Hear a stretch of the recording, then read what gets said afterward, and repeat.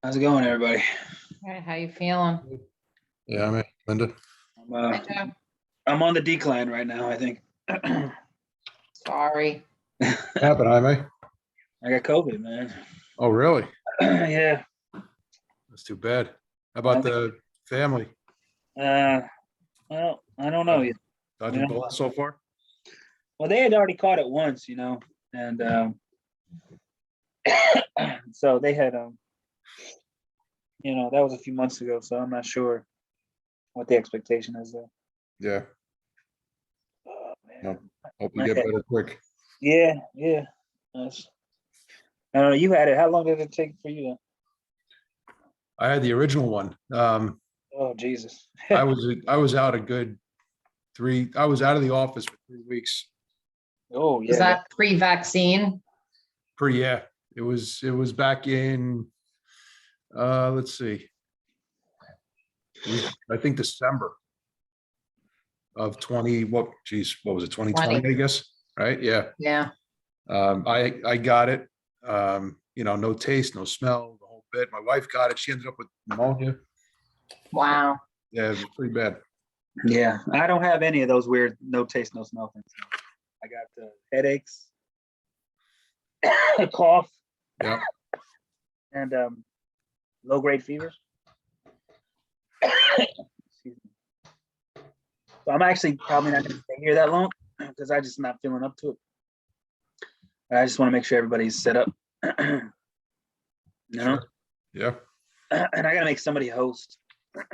So who's most comfortable running a Zoom show? I'm okay doing it if you want me to. Okay. I'm gonna make you host. I'm gonna hang on as long as I can, but oh Jesus. Oh man. I was feeling, I have all the power now. yeah. I was feeling better a few hours ago, but it just like an hour and a half ago it started going down. So I You can guess now we'll end let this people meeting. in. What'd you say there, Joe? No, I was teasing. I said Linda can now end the meeting whenever she wants. Well, the Ranger game starts in a few minutes. It does indeed. Ulysses Castillo is in the attendees. I'm sorry, I'm gonna go mute here.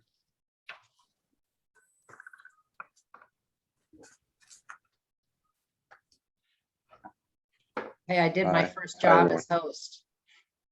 There you go. I'm just gonna say I have a potential work emergency that's ongoing right now, so there may be a moment where I need to jump off to respond to a text or a quick call. I'll let you know if that's happening. By the way, Everybody's got issues tonight. yeah, Isabel's not coming. Bobby Bowker just told me he's not coming, so I'm not sure if anybody else said they weren't coming. Pull up my agenda.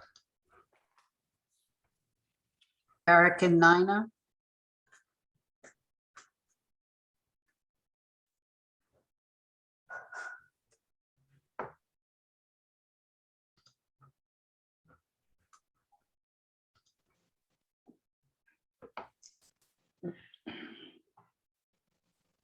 Hello all.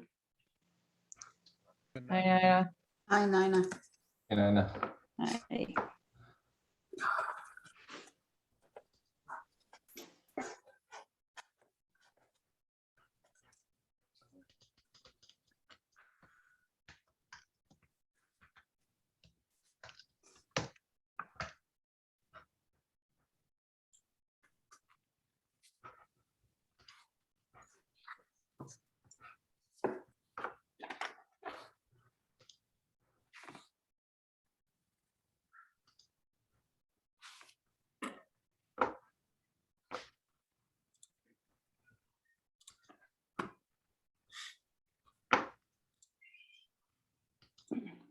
Did you get new glasses, Seth?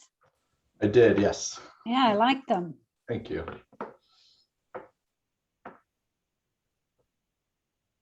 All right.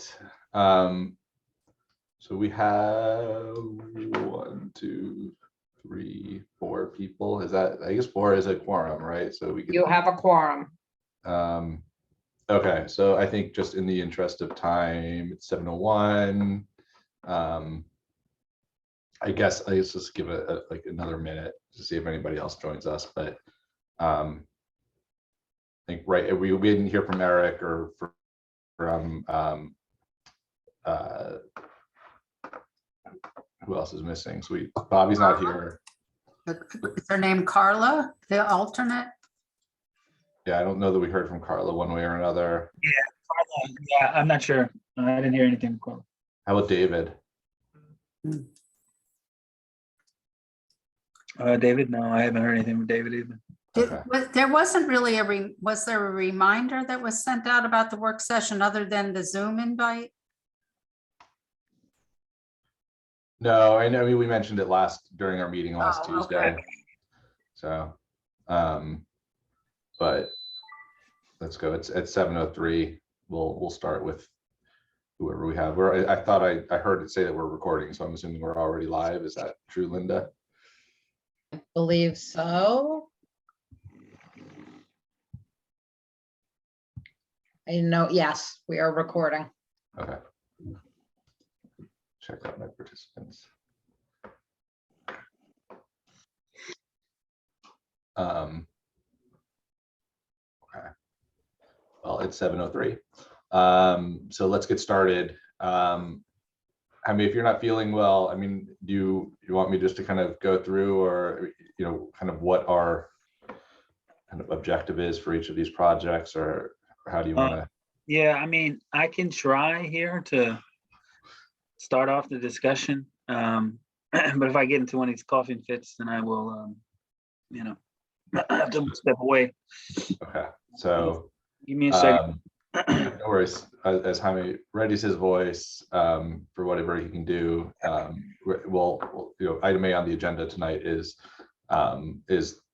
Water Street and Central Avenue, the Department of Public Works site. So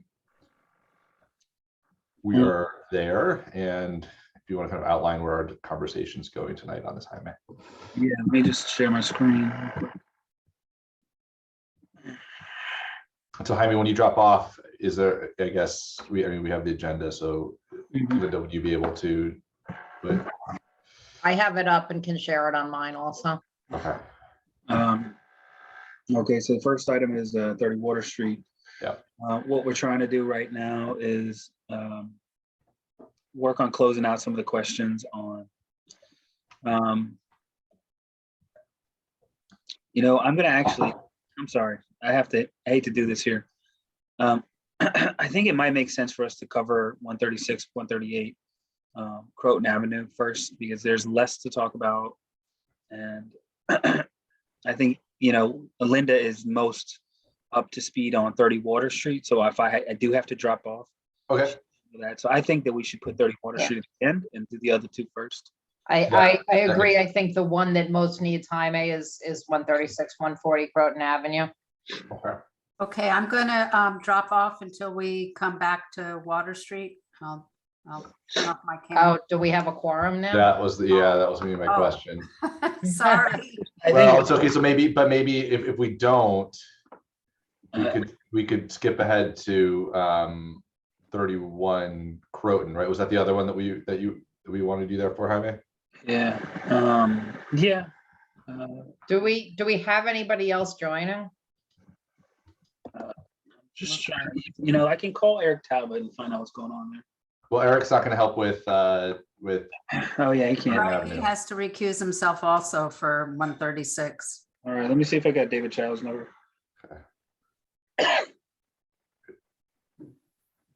Happy David. Cinco de Mayo, everyone. Yeah, Wow, I mean, That's true. I miss May the 4th. I miss Cinco de Mayo. I'm missing them all. Missing a margarita. Definitely missing a margarita. Let's see how quickly we can get done here tonight.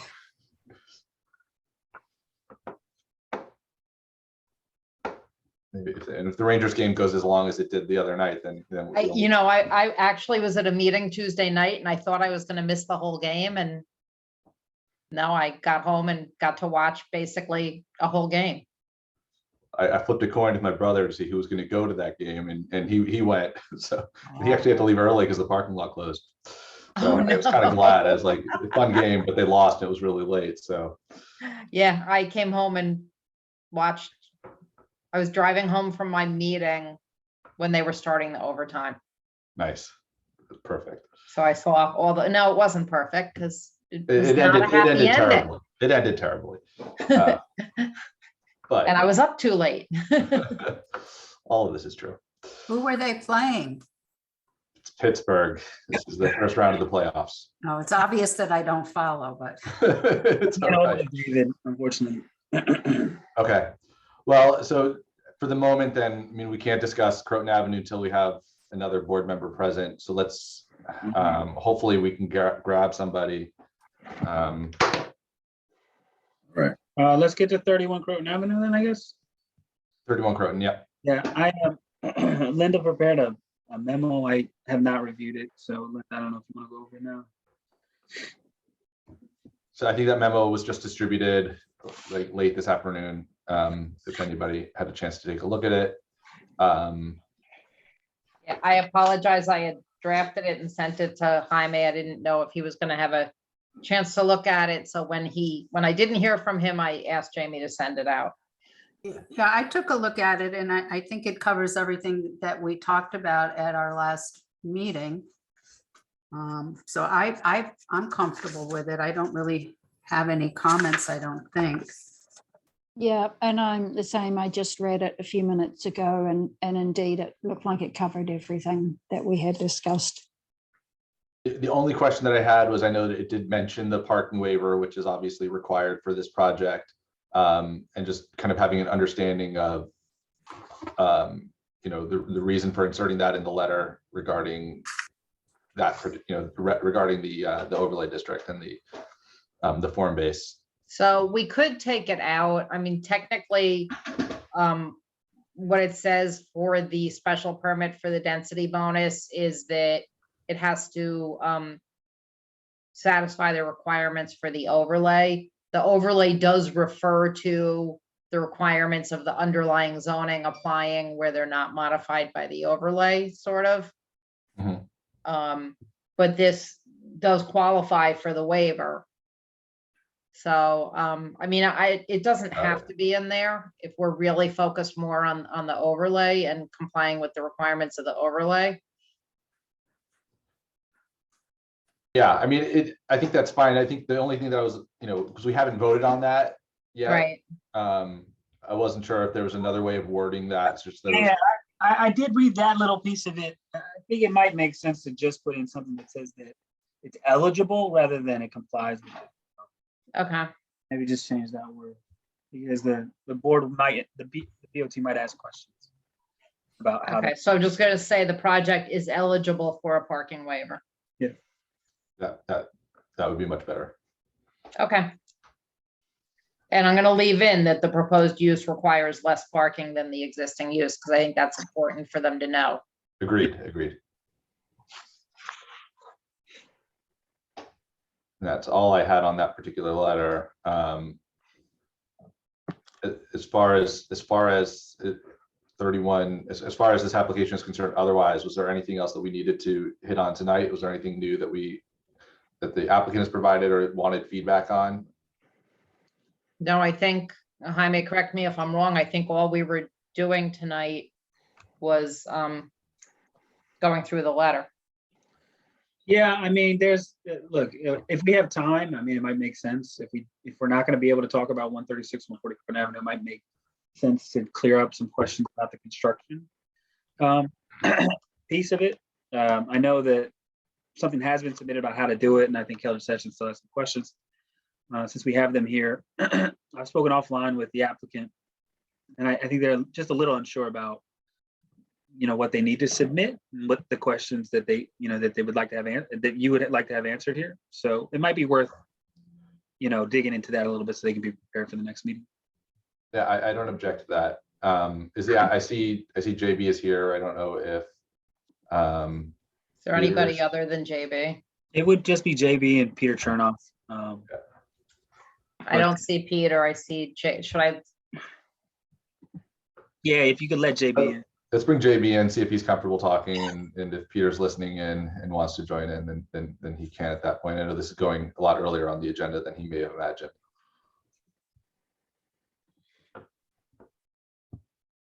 Yeah, and they had briefly, we had discussed the kind of the concerns we raised in our last memo, I think 2 meetings ago.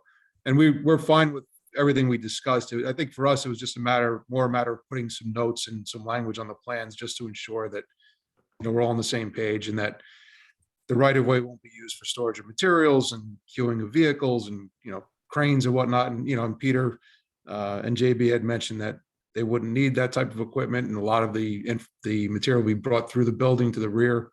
So I think they addressed a lot of our concerns. It was just, I think, like I said, just making some notes on the plan to support that.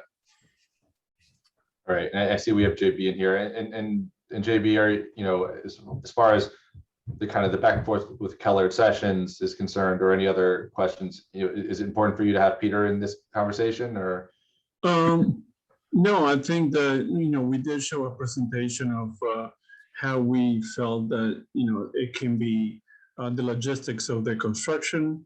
Again, this is nothing, we see it as nothing more than, we do the same on the construction of the city with these narrow sites. So we did in the narrative, and we did in the presentation show that, we do have access to the back. We do have a parking space in the front that we're going to utilize. That was very much it. And then we were just waiting for guidance, I guess, going back to the board and be able to finalize the site plan and get the waiver, the parking waiver, and the other approvals that we need from the board. Also, we gave a presentation of some of the view from the rear. I'm not sure if the board had a chance to look at those. There is not much that can be seen from Highland Avenue.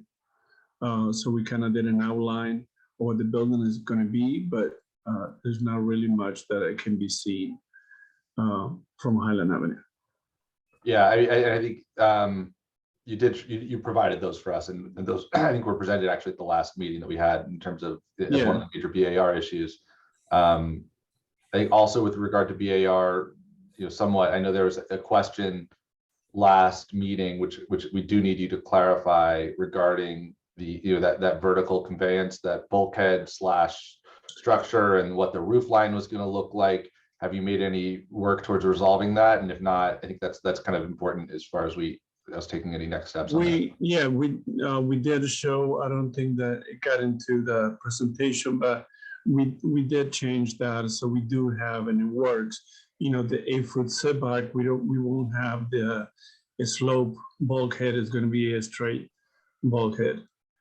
And we do have it on the drawing, so we can submit that to the board. And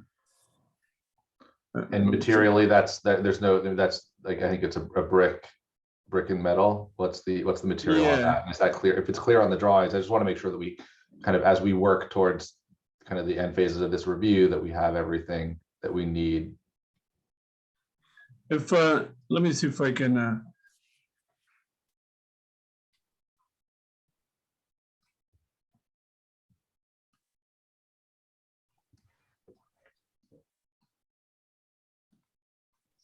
If I can share screen, I can control it.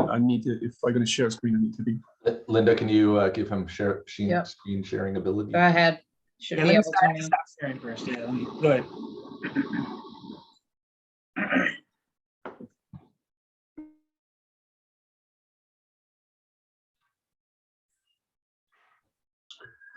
So, I mean, I'm not going to go through these. The board is familiar with. What I was interested in showing you is something that we also share with the board of trustees, which was these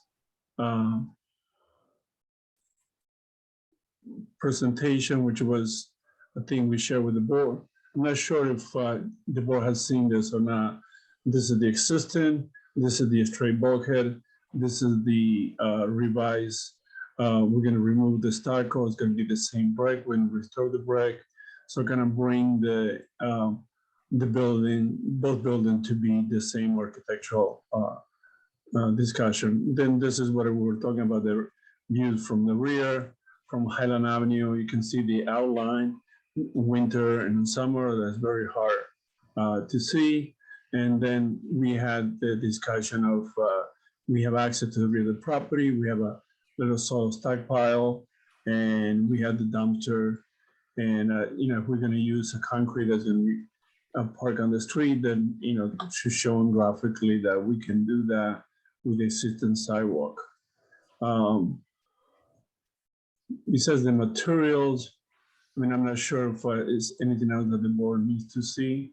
From us, we are showing, I'm sorry.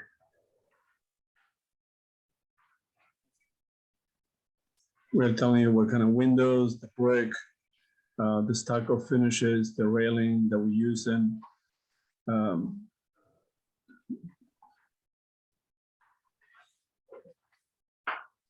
Do you have the revised elevations in this set that show the current iteration of the bulkhead? As you, I mean, I saw the renderings. And I'm not sure if it's anything else that the board said, but I can, I do have the drawing issues. I don't have it as part of the set. Okay, so- Basically, this is, we will revise that to show that. So the new elevations will match the renderings that you showed Yes. Yep. in the Board of Trustees presentation. Okay.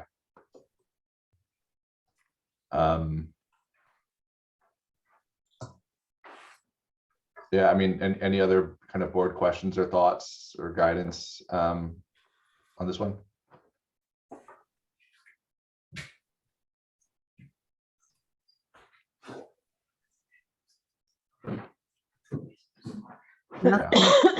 Nothing from me right now. The storefront, I know there was a couple of questions, but you're maintaining both of the historic entrances, correct? One will be the commercial, one will be the residential entrance. Yes, yep. And we are, I believe this render already shows that we are removing the, you know, anything that had to do with the, sorry.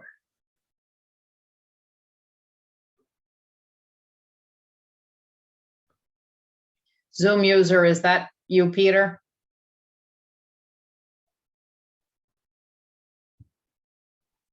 So we are, you know, we're removing anything that had to do with the store, but we are keeping basically the same trim, the same windows. And the only difference that we're gonna have between the 29 and 31 is gonna be the color of the trim. We want to maintain it as white. And I know there was a discussion, and in this picture you can tell, you can see well the extent of these planters and the hardscape that, you know, the sidewalk that extends into our site. Are you doing any cleanup or painting work on the adjacent property, or I know it's the same owner, or is that just that's remaining as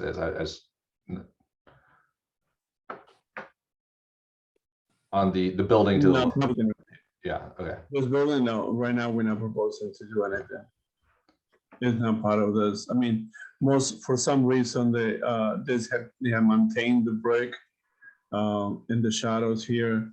And they have done the stucco on this side. So I think that by bringing making uniform the look in the front, it will substantially do a lot to this elevation. This is helpful. So I mean, and I guess I'll just go back real quick, you know, just to Joe. As far as I know, the outstanding comments which you said sounds like Peter and JB responded to for the most part last meeting. Is it fair to say that the majority of the open items, which we can review the next time, you know, we have a public meeting on this item, are conditional type items, or? Yeah, if not already addressed, you know, JB walking through that last logistics plan, I think has addressed most, if not all, of the comments we had. So Okay. I think they'll be in fine shape. Excellent. And I think the other item that was open from Joe's comment was the parking waiver and basically items that we need to address also with the board. Correct. Okay. There are no other board questions or comments, and Sorry, Seth, just real quick. So the trim on one building is going to be the darker color and on the other, it's going to remain white. Is that Yes, the case? Okay, even though the shutters will all be the same. yes. And what about the color of the door on the building to the right with the white trim, the front door? What is that going to be? That's the color that's going to be? No, and actually we can, probably for the meeting, I want to make sure that I will have a color sample or the exact, color for that door. I think Okay. the beige is not going to be the beige. Okay, that would be helpful. Yeah. Thank you. thanks, Michael. All right. Last chance, board members. Otherwise, in a moment. I think that's good. All right, JB. Yeah. Thank you much. Thank And, you. And I guess Linda, so as far as next steps, do we need to wait for BOT approval of the waiver before we can take any other actions? It's the BOT approval of the special permit. Yeah, I mean, if you wanted to just discuss the parking waiver, but I don't know if there's anything else you think you need to discuss before you get that special permit approval from the BOT. Yeah, I think that at this point, what I would direct, the applicant to do is just be ready with your final details, your conditional use permit questions, your site plan, your BAR for the next meeting when you come back.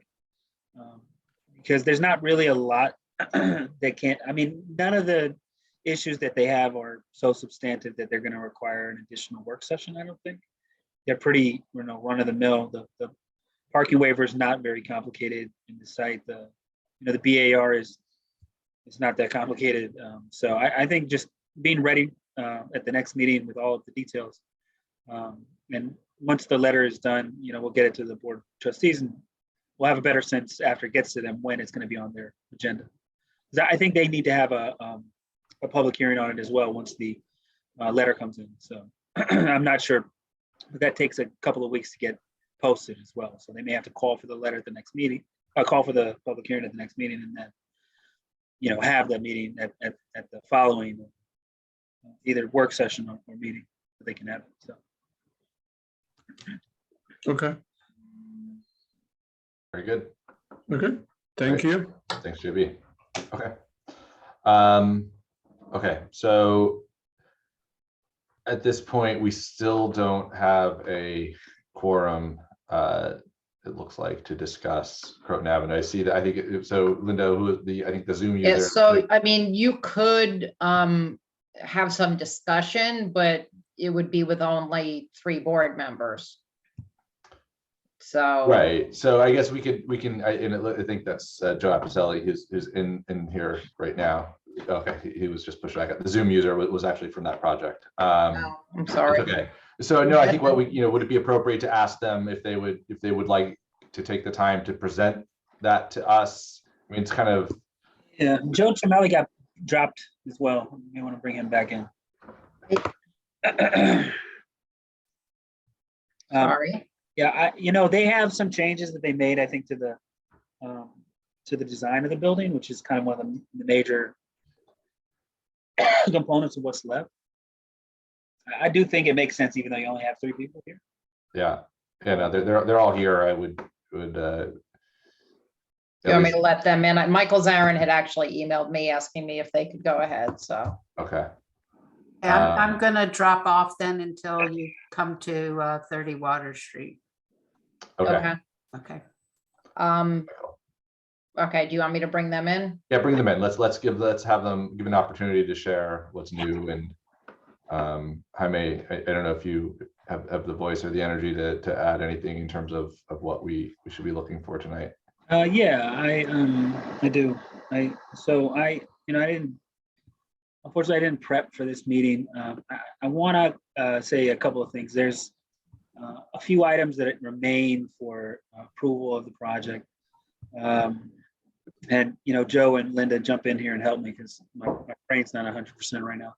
But we have the site plan that needs to be completed. We have the BAR that needs to be completed. There's no conditional use because this is in the form-based code.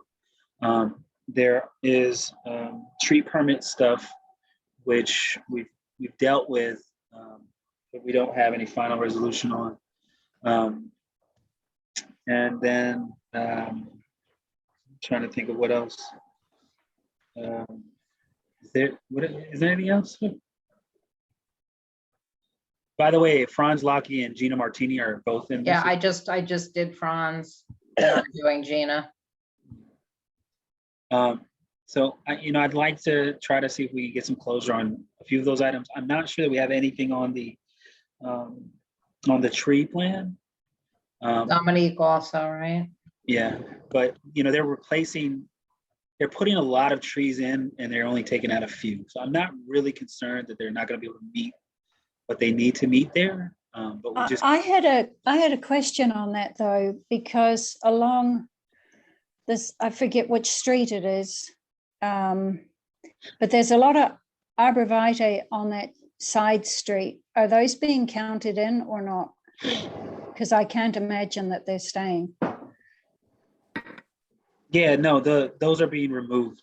So the arborvitaes are being removed, the ones that are on, I think it's Watson Avenue. Right. So there's actually quite a few trees, because I think there's about 20 of them along there and about close to. I will, I'm going to defer here to Gina and Franz. I'm not sure which one of you were working on that piece of it. Bonnie is actually on the 30 Water Street project. So just, Gina, did you work on the? Yes, I think Franz can probably address that better on the landscaping. Great, thank you. Hello. Yes. I'm sorry, guys, real quick. Joe was on, but he's trying to join and it says he was removed by the host. Can you ask him to log back into the Zoom? He's trying, but it says he can't get in because he was removed by the host. Is there another? Can you get back in, really? Should be able to start all over again and log back in. Try logging out, Joe, and logging back in. Okay.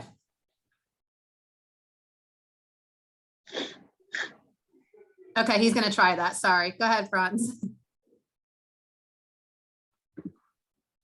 Okay. Good. So, hi. Yeah, I'm just, Franz, do you want to So- start by maybe pulling up the tree survey that you have? yes, now? That'll share your screen. There we go. sorry. I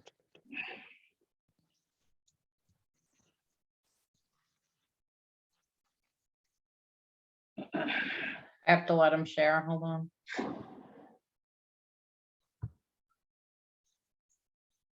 Okay, Franz, you should be able to share your screen now. Perfect.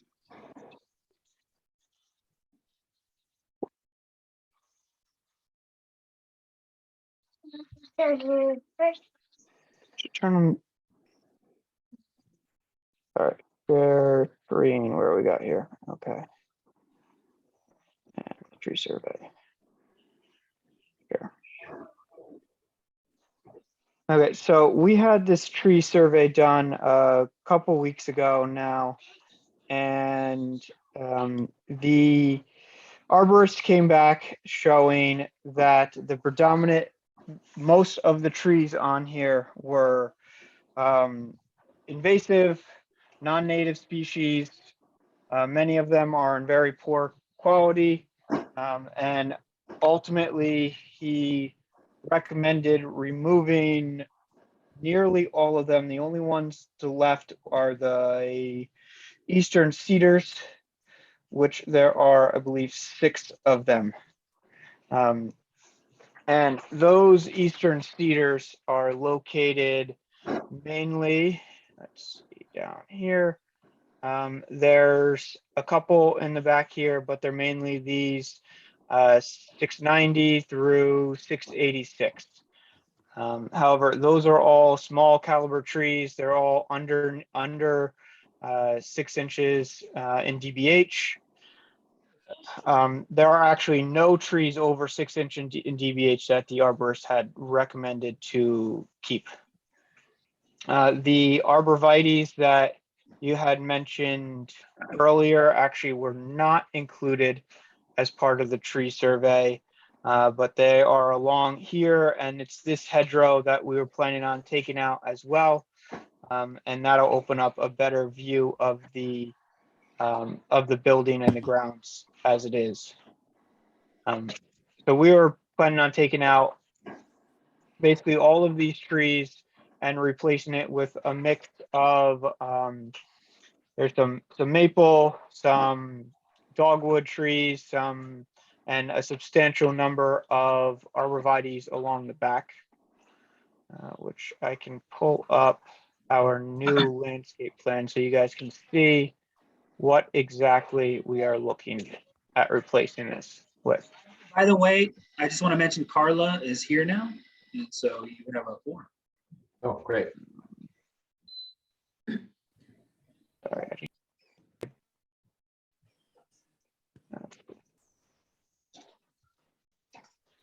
Pull up the landscape plan here. Lighting, landscape. Zoom. Don't think I'm actually sharing what I need to. Share screen. Ron, do you stop? That should do it better. There we go. I was sharing just the PDF page and not the screen, so I had to switch that out. Got it. Okay, so here we have our landscape plan where we are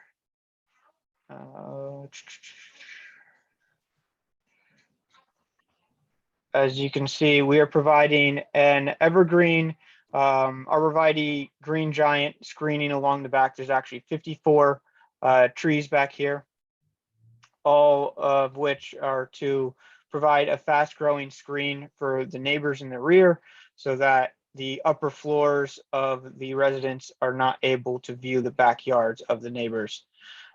We are proposing a new, we've got a new red maple in this corner here where there's currently a large non-native tree there that we're planning on taking out.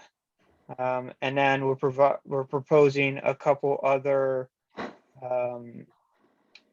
red maples up in the front corners next to the driveway, and a lot of dogwoods along the front, with a mixture of other low-lying shrubs around the rest of the building.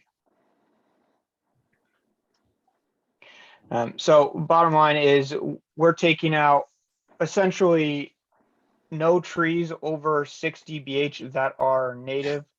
All the ones that we are invasive, non-native species, and we're replacing all of our trees are all non-invasive and native plants that we're putting in.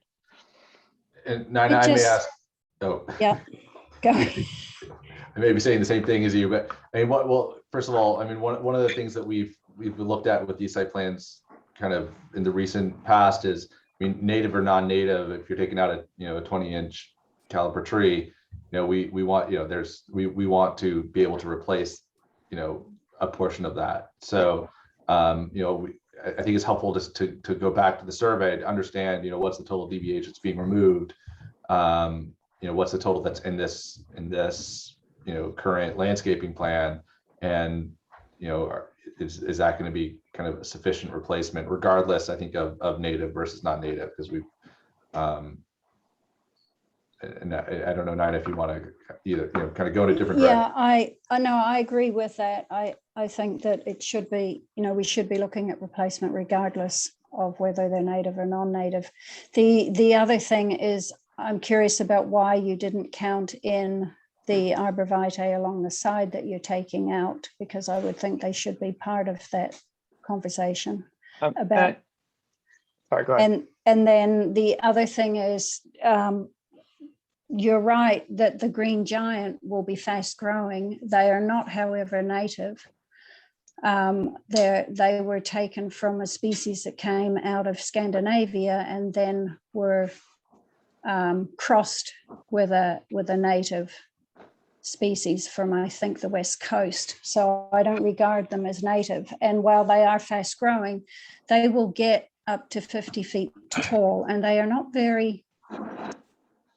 they're not always very stable in that by the time they get that tall, you find that they, are starting to bend. If they get snow on them, they can be messy.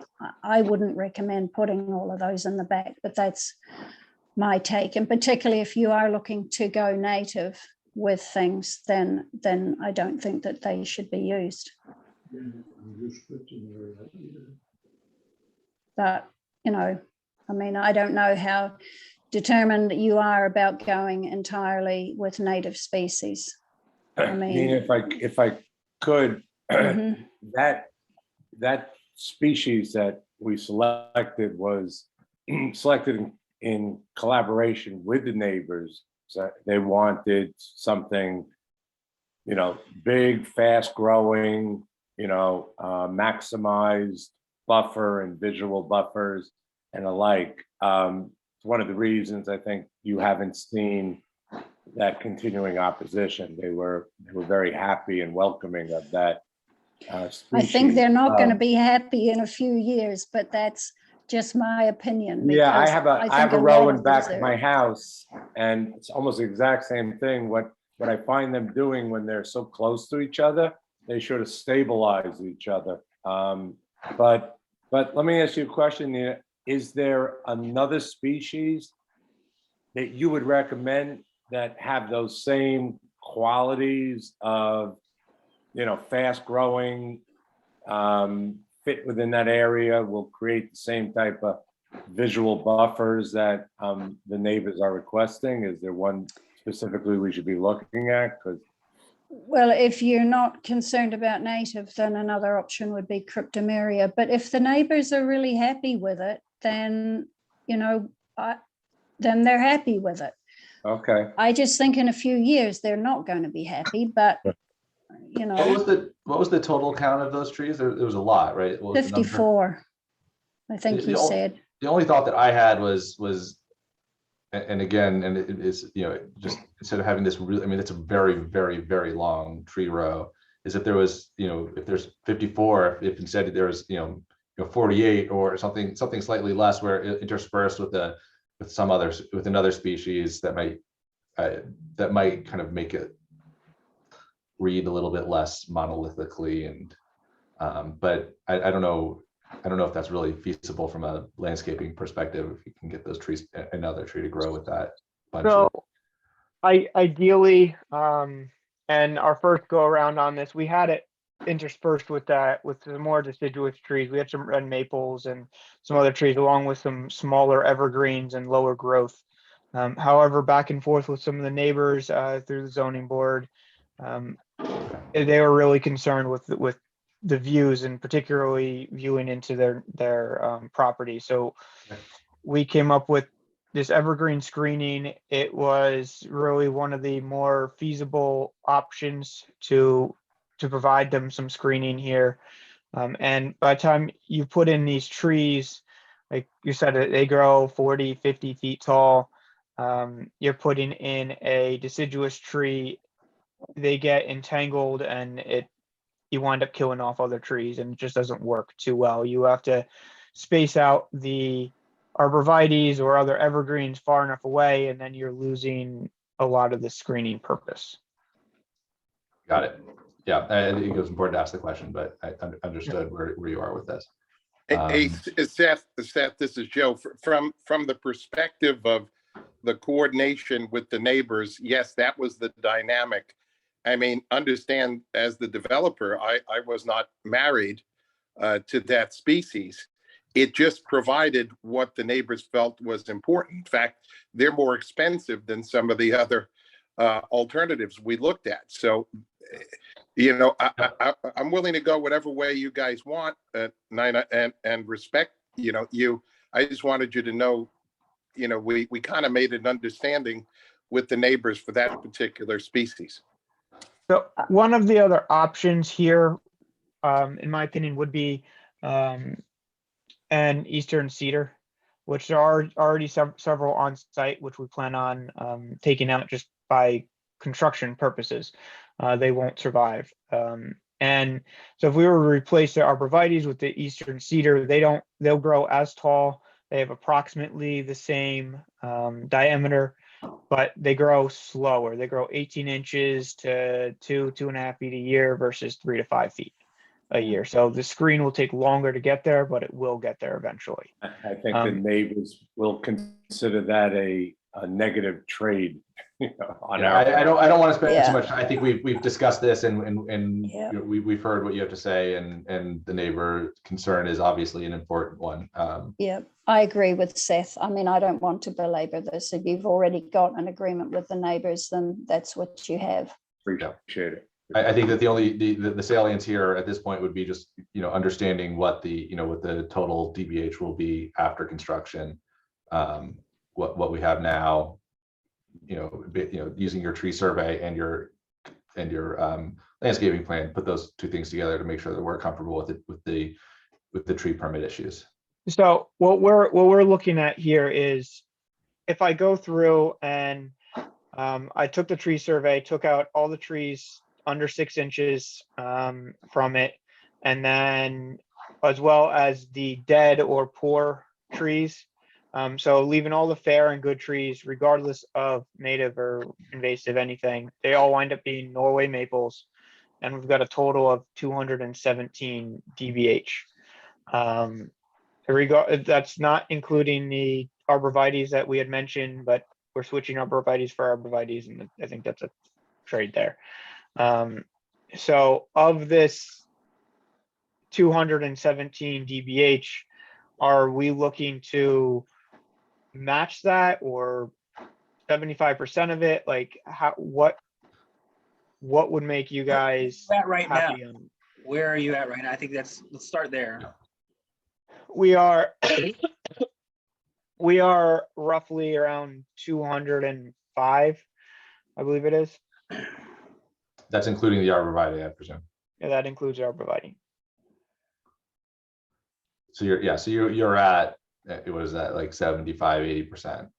But that doesn't include the arborvitae you're taking out. No, and I believe in the previous, you guys generally look at for counting the DBH anything 6 inches and above. The arborvitaes, I believe those are only 3, maybe 4 inches in DBH. Okay.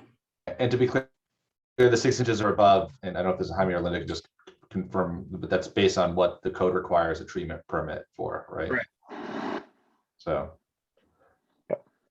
Yep. I mean, I think, unless any other board members have comments, I think that it'd be helpful just to see, to have that written out or have that shown on your landscaping plan, what's being removed and what it's being replaced with.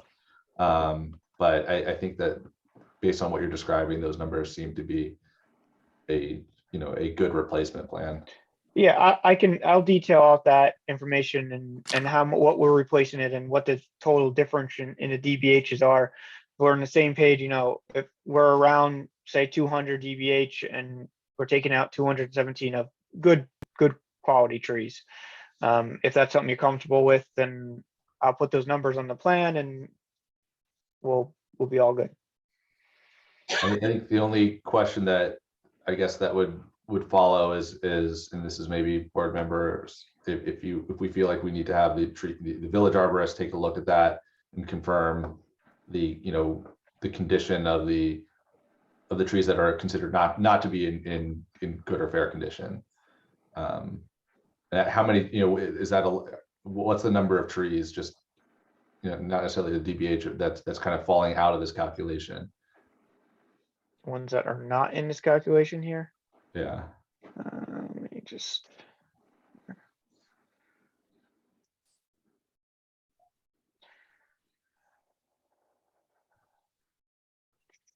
very adept with this. Very good.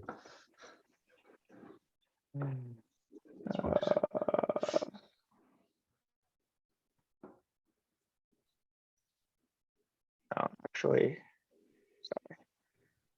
Here are those.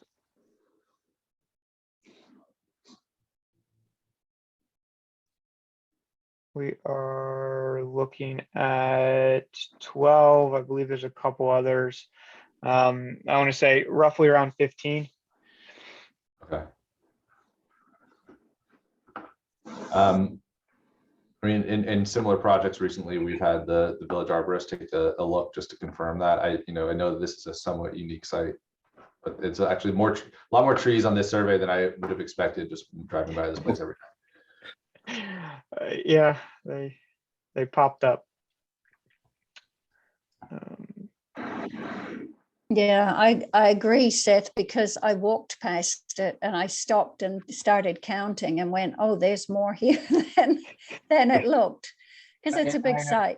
I apologize for, my comment saying that there weren't many trees here, right?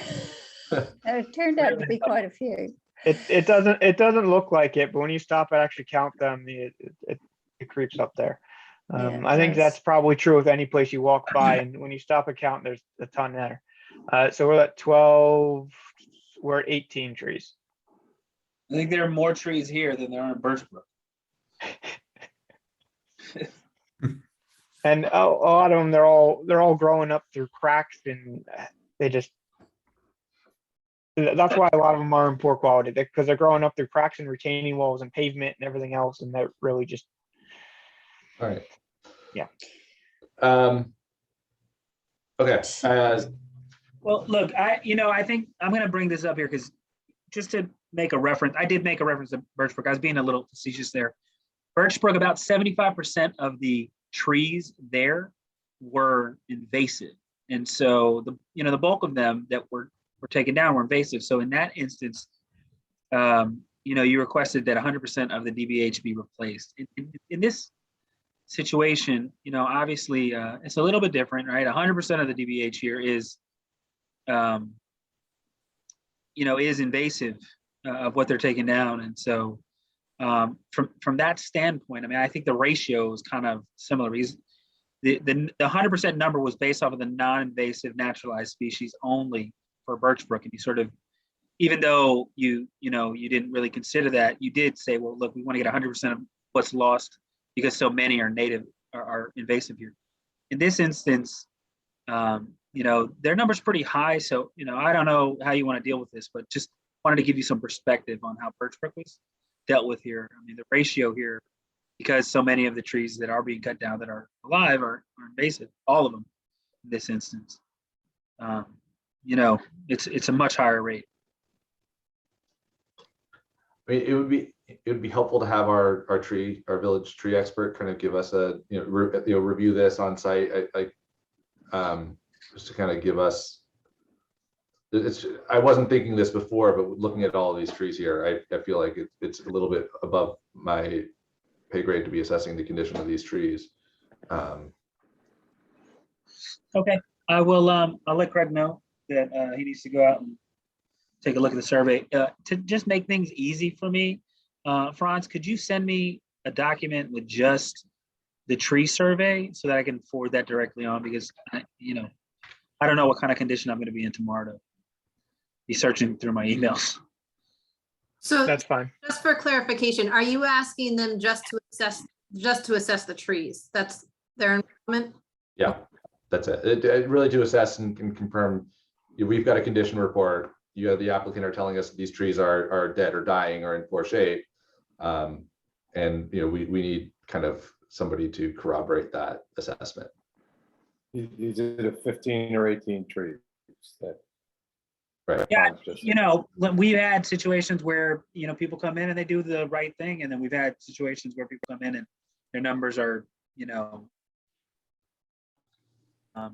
and so it's, I'm sure you got a good person to come in here and do that count, but that's why we have the tree warden go and sort of verify the counts.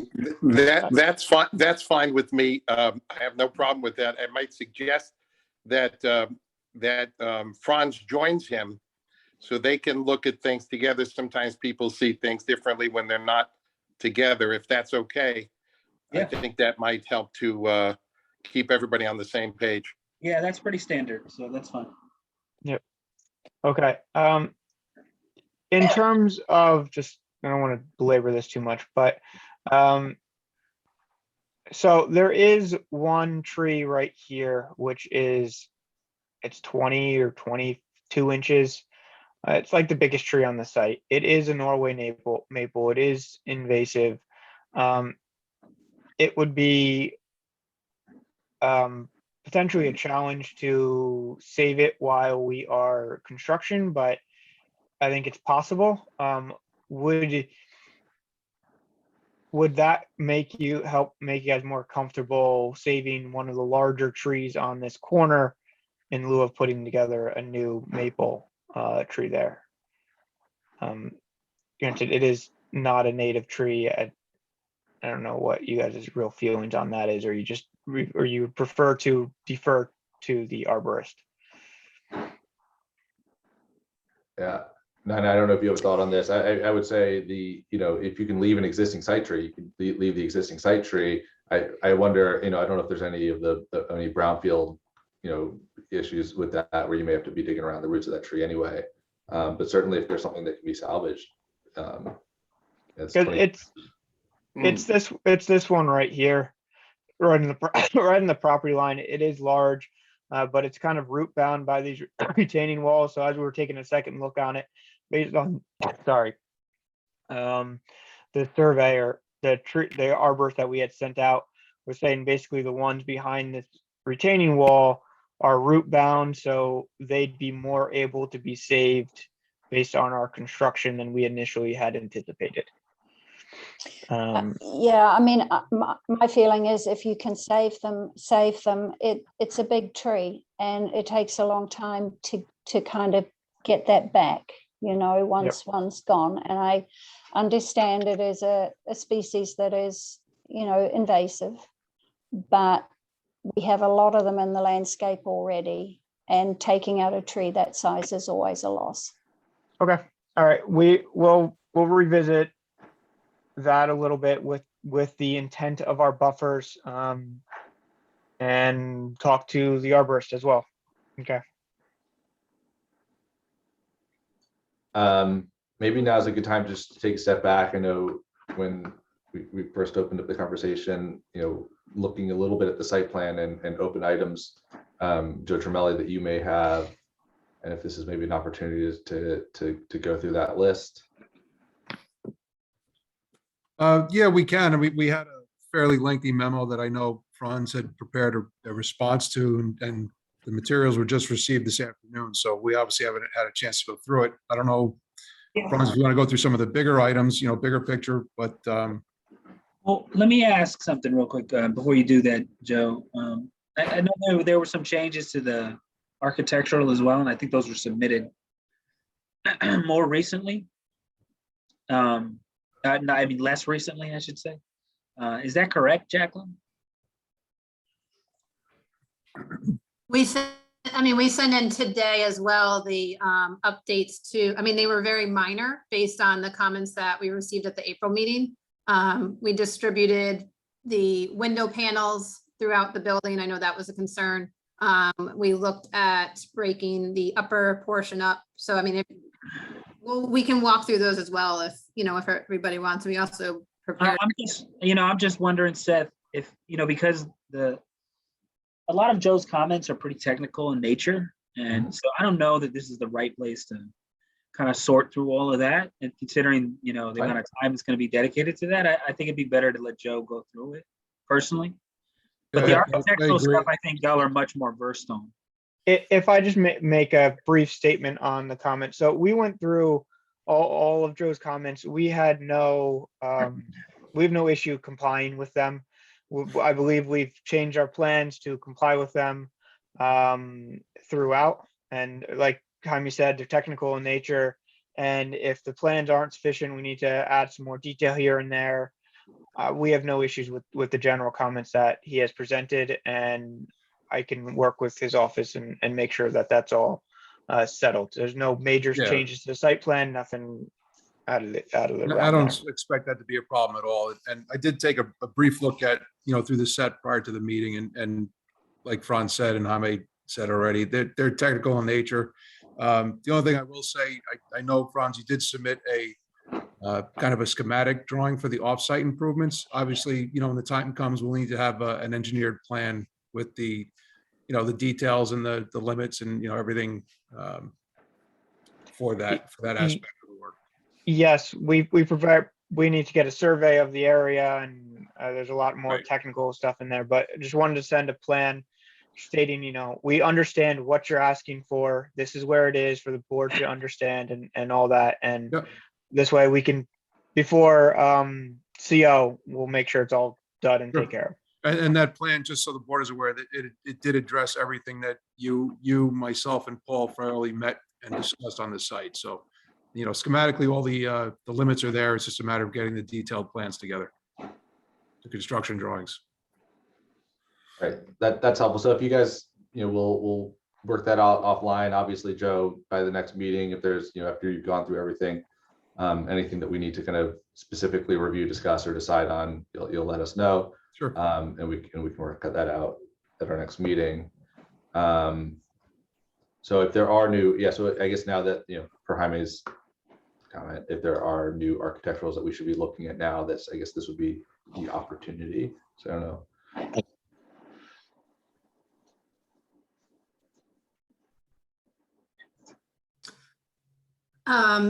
So we looked at the building once again. So just to recap, back in March, I believe the concern was that between the materials and the massing, what was felt that there were too many incremental parts.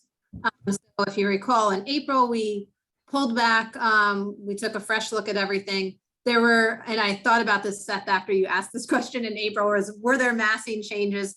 And I said, no, there were some slight roof modifications, but nothing really overall to the 3D massing. So we continued down like a shed roof over the originally these two bookends. We've now done that with the third bay in the middle as well. So I'm going to walk you through those changes. I'm going to flip right to this one because I think that this is one of the most helpful views.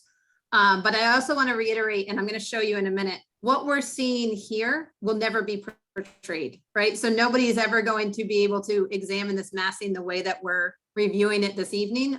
So we have put together a 3D walk down Croton, which I will show you in a minute. But in regards to, I believe the last meeting, we were speaking about how while it was appreciated that we had pulled back and kind of simplified the building, it potentially was a little too simplified up above. So we have reintroduced the third bay back in, but we still feel that, looking at the original that you all were looking at in March, there were 3 different materials marching along there, and it's now isolated the 2 materials. We've also looked at redistributing the panel notion between the windows. For the most part, we've kept that to the 2 corners, again, between the brick and what I'm going to consider a little bit more commercialized look rather than the punched window opening, keeping those as the bookends on either side. We have introduced the panels in the middle portion just to provide a little bit more solidarity between the entirety. But from this portion back, we've really kept the components, and you'll see in here that they are punched openings at the rear in order to emphasize the transitioning into the residential zone. So you'll see that both on Watson and on Prospect, as well as keeping the punched openings on the rear of the building as well, in the back. So these are all considered the punched openings. I do want to just share with you guys the 3D walk. Are you still seeing my screen? Yes. Yes. Okay. I can't see you guys all of a sudden, so I'm hoping you can see this video. So I'm going to play this real quick. It's about 25 seconds. So you'll see we've introduced the signage again, and per the meeting last time, we won't actually be, this is just a placeholder for the signage itself. You can see that we've created the modulation that we believe is the intent of the form-based code along the base of the building to avoid the 60 foot at all areas. And again, just openings and redistributing, I'm sorry, the paneled openings as opposed to the punched openings. Flip back over. So with that, I mean, we think we have, we've included all of the materials, same as the last time. We have gone ahead and added this time. We've included the asphalt shingles, the paneling and the windows. And I believe there was a question on the railing last time, so we included that image as well. Do me a favor, Jacqueline. I'm sorry. I just want to bring to attention something. Can you go back to the video and show the imagery of the courtyard? Is it going to help us or hurt us? No, I'm just kidding. Yes. Lose it, Jacqueline. I'm noticing that there's this little jog in the sidewalk when you're walking here. You see the grassy part there? And it's kind of inorganic, that little jog over there. There are obviously other ways to, keep your impervious surface the way that I'm This assuming portion that, here, no, the back there, what used to be a driveway. Yeah, right there, stop. the courtyard. Yeah. I don't know. It's I mean, if the board likes it, then it's great. It seems awkward. This, I'll be honest, this may just be a modeling thing for Entourage. I don't have exactly models. Yeah, I was looking at the drawings and they do seem to correspond to the drawings if you go back. But the impact of that. I think, yeah, I think you would find that very hard to maintain in grass because you're going to have a desire line that's going to walk right across there constantly. Franz, is People this don't actually go labeled as around. grass? I don't know if it fully, let me stop sharing and let you share your landscape plan. I don't want us to forget about the architecture though. Well, these are the nice things you can only see with these pretty 3D renderings. Can't thank you enough for that, Jacqueline. You're welcome, Joe. Yeah.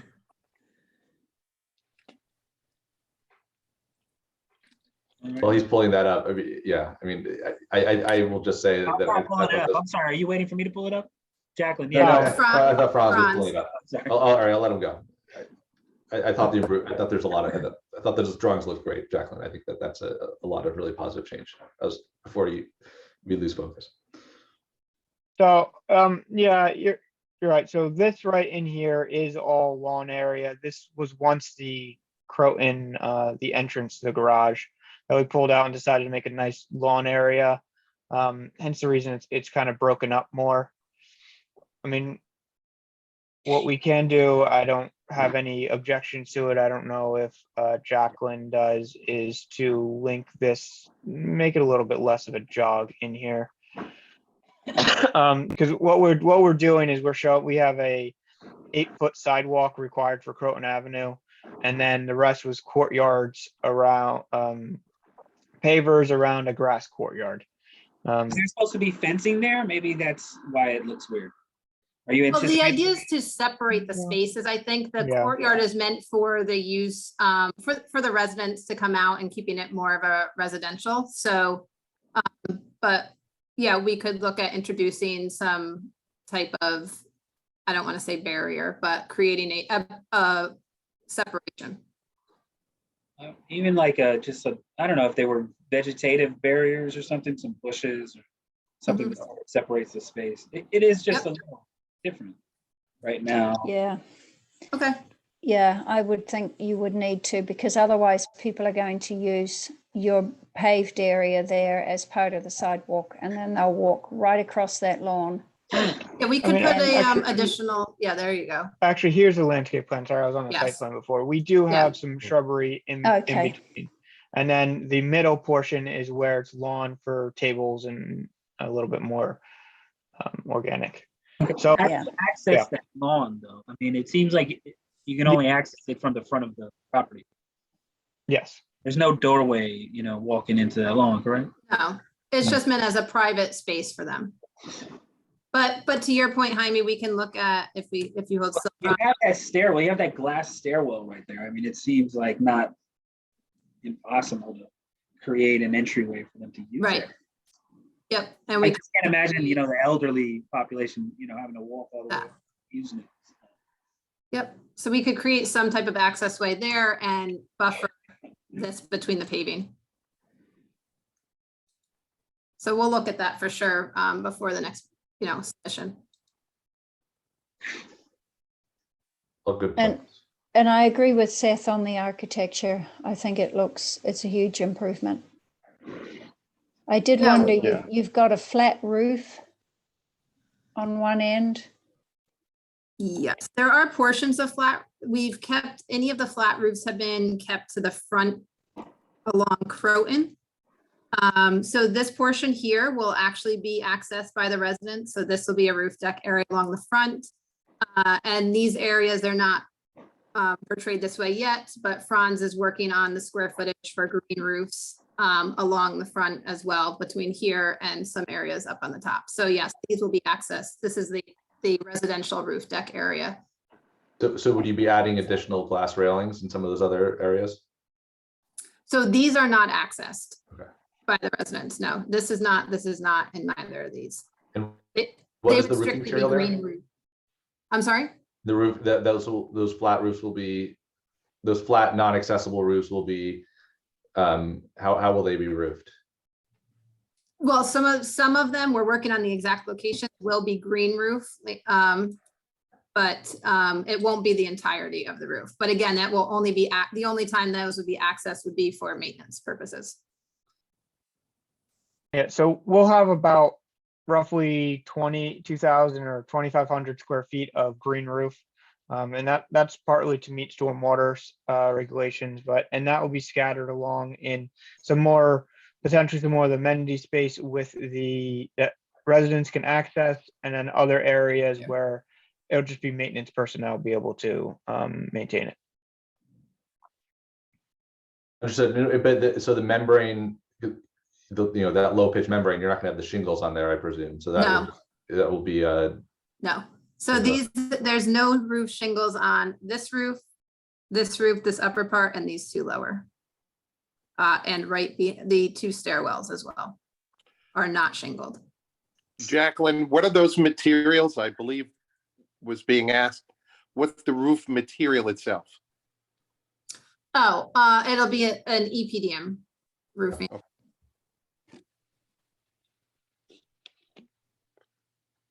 Great. I really like the green roofs, as you probably would expect.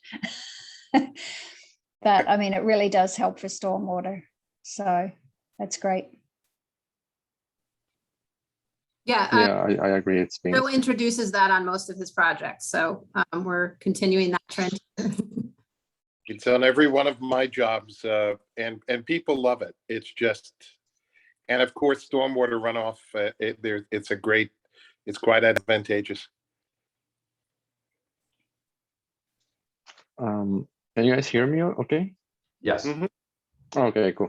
Yeah, I agree with everyone's comments. I think it's been getting incrementally better. So I appreciate you every time you come back. It seems like you're paying attention to the details. For me, you kind of said something interesting. You will never see this view in reality, and it's true. But you have this beautiful sloping roof, but you will never really see it from Croton, right? Whereas on the other sides, you do see the sloping roofs, the other three sides, except in Croton. So I would keep challenging you to keep looking at the roofs. I don't know if you kind of know what I'm saying. Like on the other sides, you do appreciate the pitch roofs, but Yeah, you if you're walking actually- along Croton, I think you're talking about from the residential side. yeah, there's a residential side and the side streets. So from the residential, we did a study that actually shows that you cannot, there's portions, let me jump back. This isn't a prior submission, but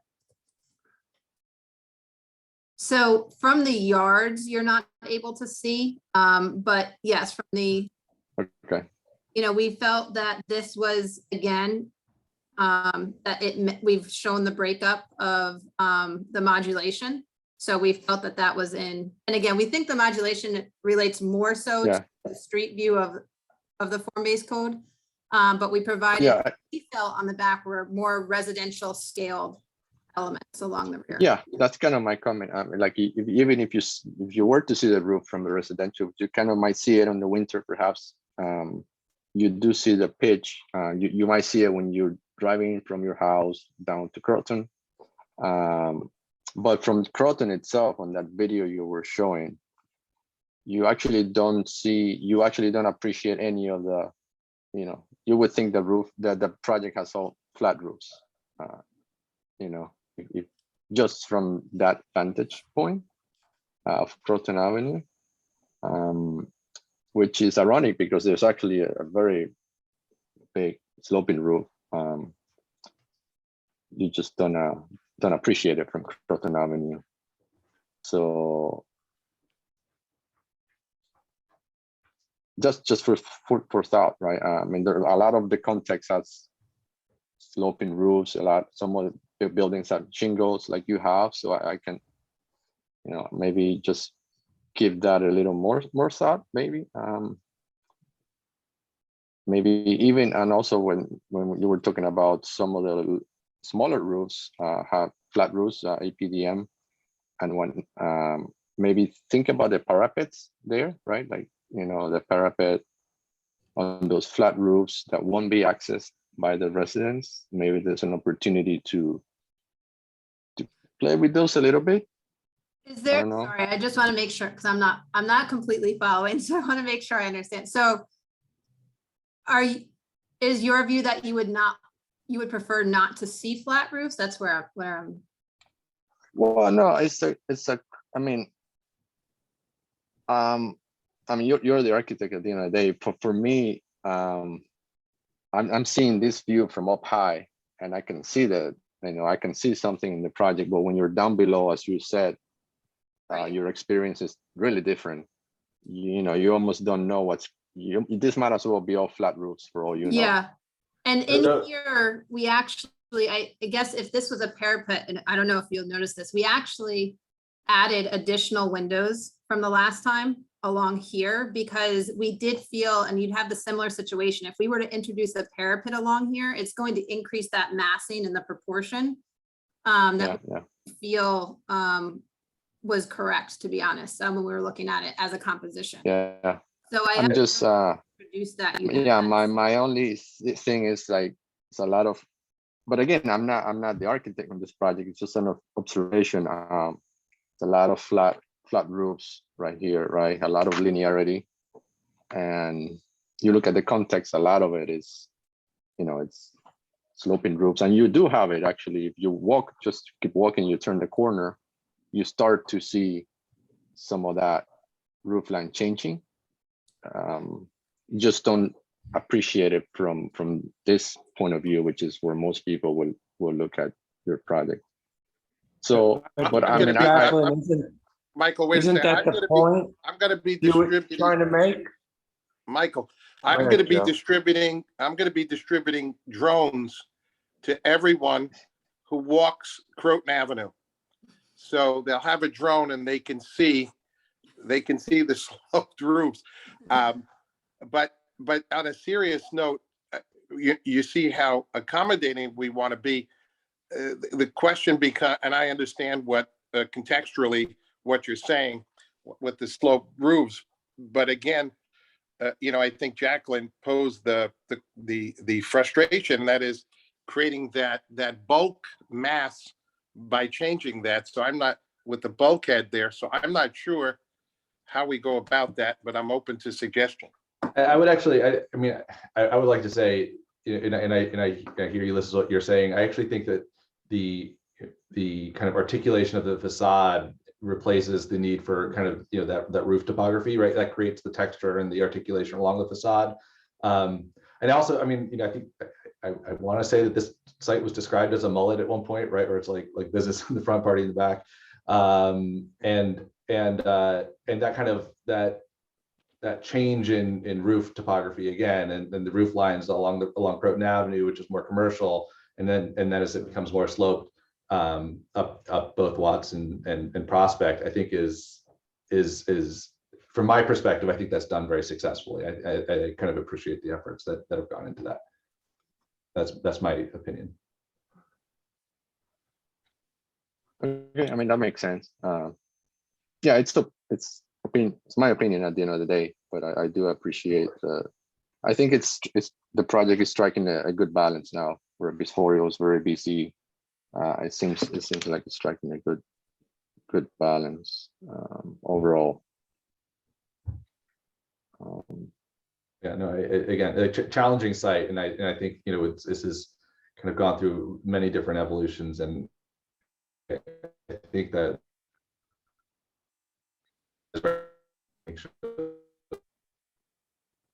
yeah.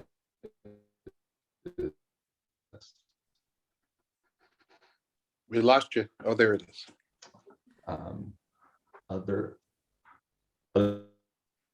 You're freezing, Seth.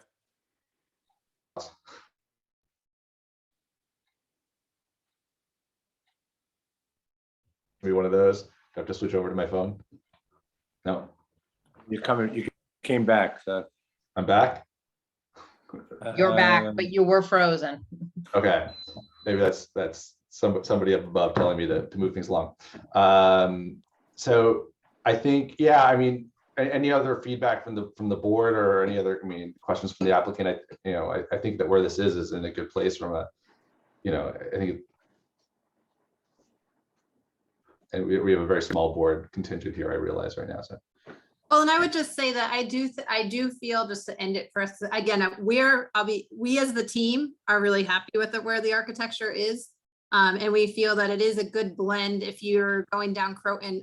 Yes, there are a lot of sloped roofs in the residential area, but if you travel along Croton, there are flat roofs. There's some mansard roofs, which I feel like we're trying to trend away from to a degree. So we do feel that this is the appropriate blend along Croton Avenue and for its location. Well, Seth, based on what we heard tonight, and, you know, I'm assuming that Joe and Franz are going to work out the technical issues. There may be a couple of them that are conditions to building permit or C of O, but otherwise they're going to have that worked out. And I think I heard there was a consensus of we like the architecture, not that we don't like to continue to come back. This is a sort of family ritual for me now. Any chance of authorizing Linda to prepare a resolution for the next meeting? It sounds like we may be at that point. I'll discuss that with Linda and staff offline, but, you know, we're obviously, I feel like we've made a lot of progress on this. I think you guys have made a lot of progress on this review. Yeah, we still need the arborist to go out and Joe to review the responses.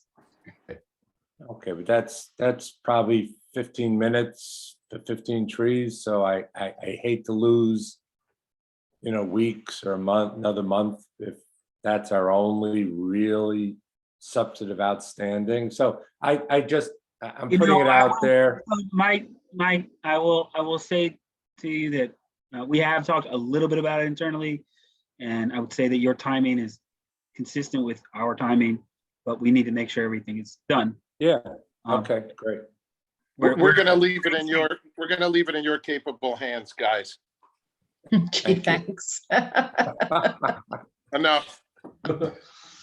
All right. All righty. Sounds great. Thank you guys very much. Appreciate it. All right. I'm not sure what to do with the next 2.5 hours though, guys. So I just want to say. Sorry, it's too early. Go watch the Rangers game. Yeah, go watch the Ranger game. They're winning 2-1. And report back to you, right? They're winning 2-1. I'm on Oh, it. that's good. That's great. Thanks for the report, Linda. That's wonderful. Well, thank you All right. everybody for your time. We really appreciate all the input. It's been really helpful in developing everything further. Very good. Thanks, everyone. Roger. Have a great night. Good night. Good night, everybody. Bye. All right. We are, I think we have this short little thing from 16 Campwoods, I think we get that out of the way, and then I think I'm gonna drop off because I think my fever is going up, so. Yes. Let's do that. Yeah. Feel better, Jaime. This is all right. So this, yeah, I mean, Jaime, are you able to kind of tell us what's going on? Or do you want me to? Or do you want Yeah, Linda to? I'll explain it. First. Just real quick, yeah, so 16 Campwoods basically has to get a bunch of different variances along with a site plan approval. They've been operating for at least 30 years, but maybe 50 years, maybe 80 years. It's not really clear, as a sort of a commercial yard behind multifamily with an office for that commercial construction yard that they're operating inside the building. So they need to get through seeker, obviously, to get a use variance along with a bunch of area variances. That's the bulk of their application. They also have site plan issues, but that's kind of secondary to those variances. So zoning board declared their intent to be lead agency. So today all we're asking is that the board consent to allowing them to be lead agency. That's it. And that makes sense. So, I mean, what do we need? I mean, I know it's not a voting meeting. Do we need to do anything? How do we provide that consent, Linda? I think if you just set forth your consensus, we can pass that back. Jaime, do you want anything more formal? I think. No, I think that's fine. Yeah, I think if the board, I think you can take an informal sort of poll here. If you're fine with it, then we'll inform the board that you've consented. That way we can allow them to start seeker in earnest at the upcoming zoning board meeting next week. I mean, I read through the documentation that was provided in the agenda. This is all about variances, and I have absolutely no objection to the zoning board being lead agency here. It makes sense to me. Yeah, I don't have an objection either, but I just, for my own purposes, because I am pretty familiar with this property, I just want to understand, they're just trying to legalize. I understand about the construction yard, but with respect to the apartment, since it is an apartment building already, are they talking about adding additional units as well?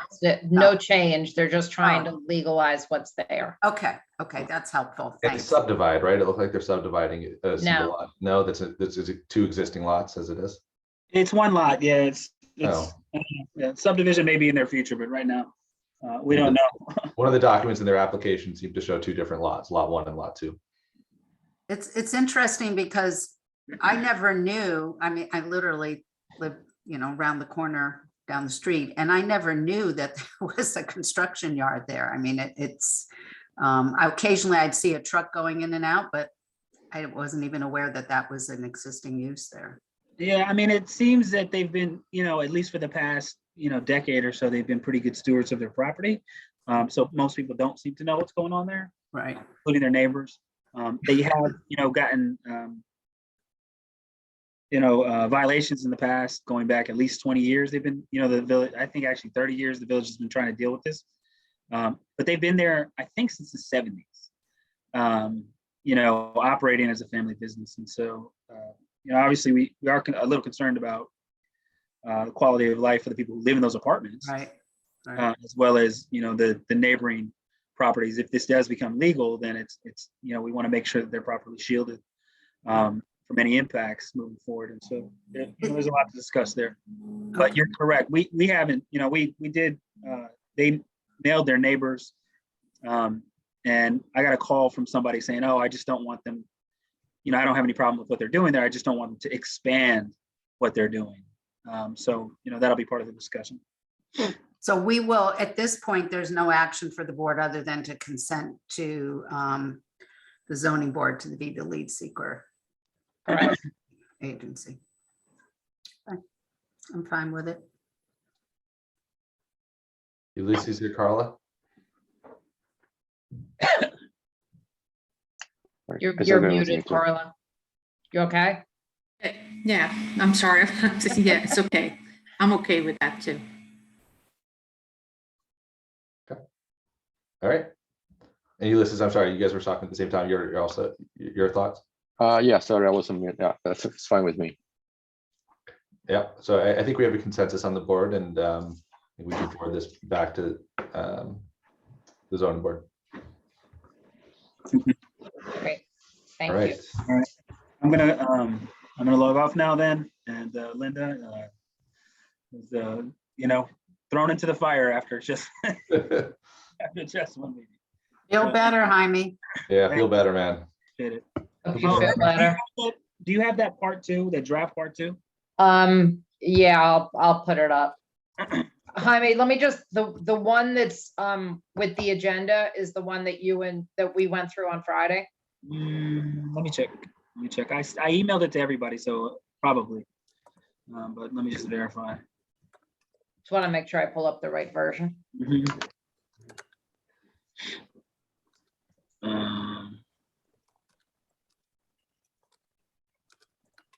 Yeah, yes, Okay, this is it. Okay. Wait, hold on. Okay, yes, this is definitely mine. okay. Okay. All right. Have a All right. wonderful evening, y'all. All right, Take feel better, Jaime. Thanks. All right, Bye. so we're now moving on to 30 Water Street. And I guess, so Linda, I mean, I guess today's job is to go through the kind of the. Yeah, so we thought we could go through the part 2 of the EAF. And use that to sort of help outline what additional information we want from the applicant. They've already given us some idea of what additional information they are going to provide. But that's the idea. Do you want me to let them all in? Yeah, let's let them in, and then we'll open it up. But we've done this, Linda, for the last couple of projects where we'll kind of go through each of the questions. It's more detailed than what we did during the meeting last time, where we were really looking, do we need any more information or not? I think at this point, do we want to look a little bit, what are the questions that we can answer and really check off the boxes on? And then that'll maybe lead us to whatever additional information we may feel we need. Is that what you and Jaime discussed? Yes.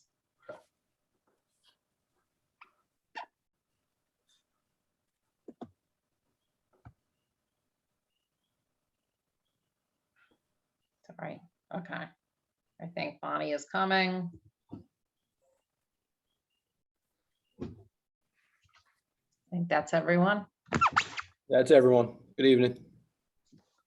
Hey there, guys. All right. Oh, now So- let me share my screen. Yeah, so Linda will share a screen. So to the kind of applicant team, we'll kind of work our way through this conversation. You guys are here as reference points, kind of as, we can ask you questions where you may be able to help us in the spot or provide something for us later. So.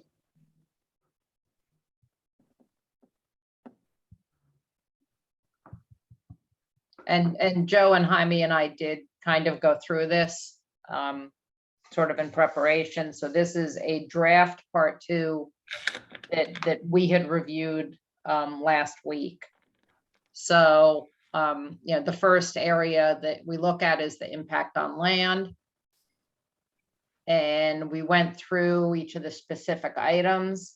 The one that we identified as moderate to large would be that there's more than 1 year of construction. And that came out of their EAF. We had a question about the amount of excavation and removal, the materials. We didn't know if it was over that 1,000 ton threshold or not.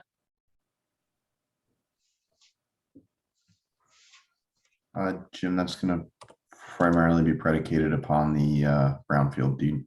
That's what we figured. Yeah, I don't know off the top of it. I believe it is, but Linda, we're finalizing the remedial action work plan. It will go to Con Ed. They have to review it as well, but as soon as we have that ready, we'll obviously answer that question and submit that as supporting documentation. All right, so, and this is really up to the board, but we felt that because most of that material being removed is probably related to the remediation, that would be a small impact. Yeah, I think if that's the case, that was kind of what I was thinking about when the question was asked. Okay, but they are I mean, I still think going to before we provide answer the it, information. exactly. There's a lot of information to be provided on the remediation. Yeah, I think it's okay to leave those boxes blank right now until we have a little bit more. Okay. So any other questions or comments on this section or additional information that you think you need here? I know, I see that box E is checked yes, so that's the Right. So, and I think, again, part of that, and Jim, correct me if I'm wrong, is because of the remediation work that extends out your construction period. E being construction that continues for more than 1 year or multiple phases. Yes. Right. Yeah, we see this as a 2-year construction job with including the remediation. Including the remediation. Yeah. So I don't know if we want to consider that moderate to large, or if you would consider it small. I would leave that in for now, as it is. I mean, as far as the what's the duration of the remediation phase, or I mean, anticipated based on what you know? Well, hopefully we will work on the remediation and the construction kind of simultaneously, because there's not a lot of remediation on the garage side. I would say, to get all of that soil out, though, is probably 3 months worth of work. Okay. But that's also, in parallel with building construction too, because you have been taking material out to do your excavate, to do your basement anyway. But I guess the reason I'm asking the question, so if you're looking at a 2-year schedule, it's 3 months of that schedule might be added on because of the remediation. So you're still talking about well over a year-long multi-phase project, remediation or not. Yes. Okay. So the next, I'm sorry, the next section is the impact on geological features. And this is specific to unique and unusual landforms such as cliffs, dunes, minerals, fossils, and caves. We felt there are none of those on the site, so we had checked this no. Questions, disagreement? That's from the mapper and everything. That's kind of just established data, right? Yeah.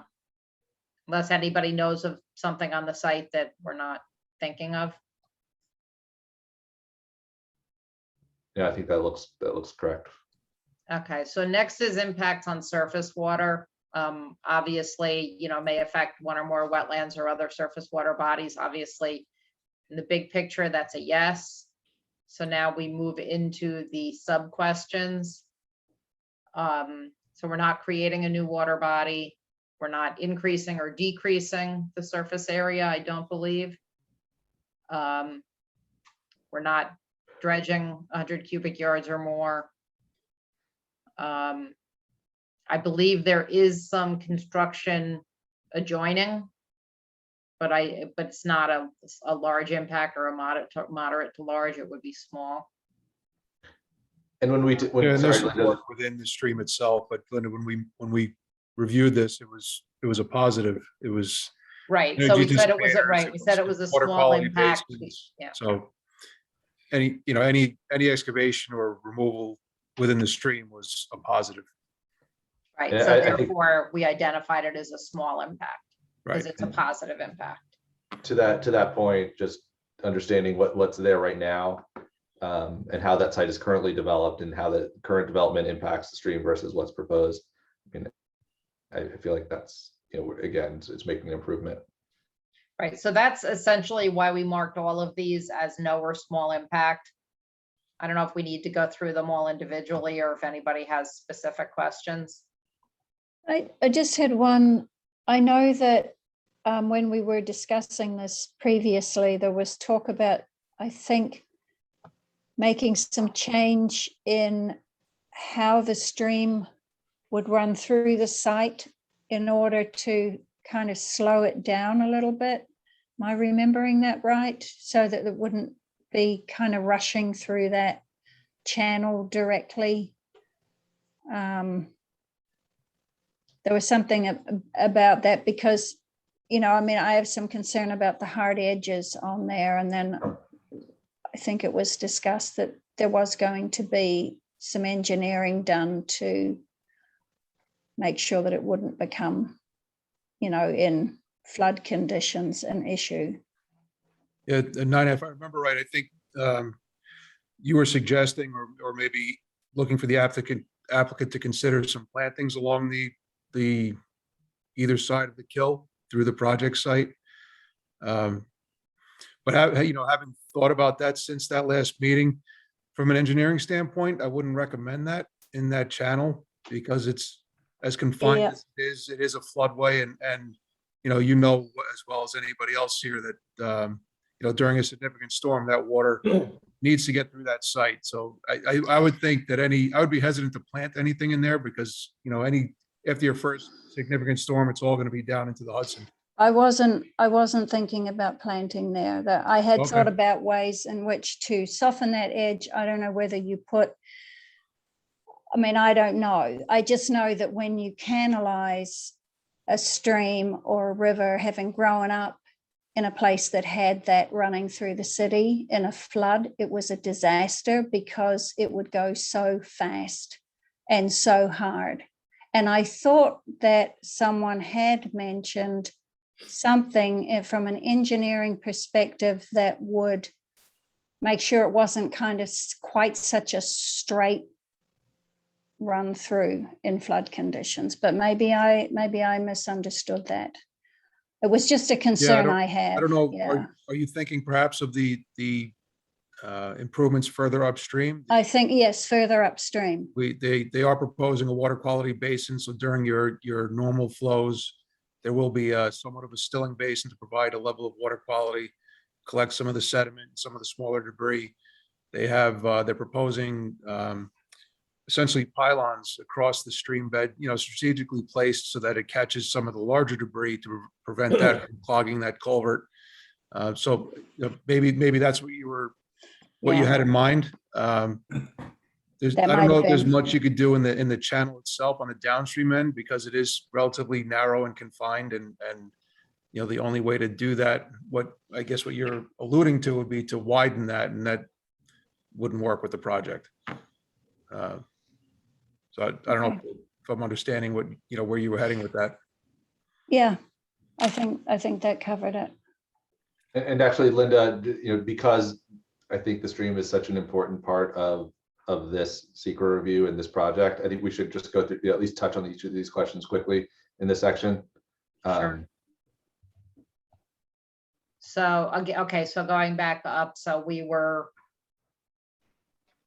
on D. Yeah. So again, we said, a small impact there. There's certainly construction adjoining the water body, some within, but again, we felt it was mostly beneficial. Right, and I think we left out there, and I think we kind of had Right. consensus there based on the. So the next is proposed action may create turbidity in a water body, either from upland erosion, runoff, or by disturbing bottom sediments. I think as Joe just described, they're trying to actually improve that situation. Right, that was well timed. F, proposed action may include construction of one or more intakes for withdrawal of water from surface water. No. G is one or more outfall. Again, that's a no. The proposed action may cause soil erosion or otherwise create a source of stormwater discharge that may lead to siltation or other degradation of receiving water bodies. Again, I think that goes to what Joe was talking about. Yeah, and they've also designed a stormwater pollution prevention plan as part of the project to mitigate that potential during construction. Helpful. Proposed action may affect the water quality of any water bodies within or downstream. And again, the SWIP is designed to make sure that it doesn't. Right, and again, to Joe's point, where the part of this project is actually to tame that water a little bit. Correct. Proposed action may involve application of pesticides or herbicides in or around any water body. No. And it does not require the construction of new or expansion of an existing wastewater treatment facility. That the village documented that they have sufficient Capacity. Right. So that's the end of that one. The next one was impact on groundwater. Proposed action may result in new or additional use of groundwater or may have potential to introduce contaminants to groundwater or an aquifer. We felt that was a no. Yeah, we thought that as part of the brownfield cleanup, they're actually doing the opposite. Yeah, they're actually going to be improving any impact. Going to be removing contaminants and improving any impacts on groundwater, and they're certainly not using any groundwater. Any Right, questions I'm trying, on I that? think we, no, yeah, I think that, I defer to really Jody, your expertise on this one. I think we went back and forth on this on another recent brownfield project that we were reviewing, but I think we ultimately, I actually don't recall how we landed on that, but I think it was the same sentiment that the purpose, that the end result of the project would be an improvement of groundwater resources. Right. Right, certainly not introducing contaminants, it's taking them out. Right. So next is impact on flooding. It will result in development on land subject to flooding. We are in a floodplain and there is a floodway going through the site.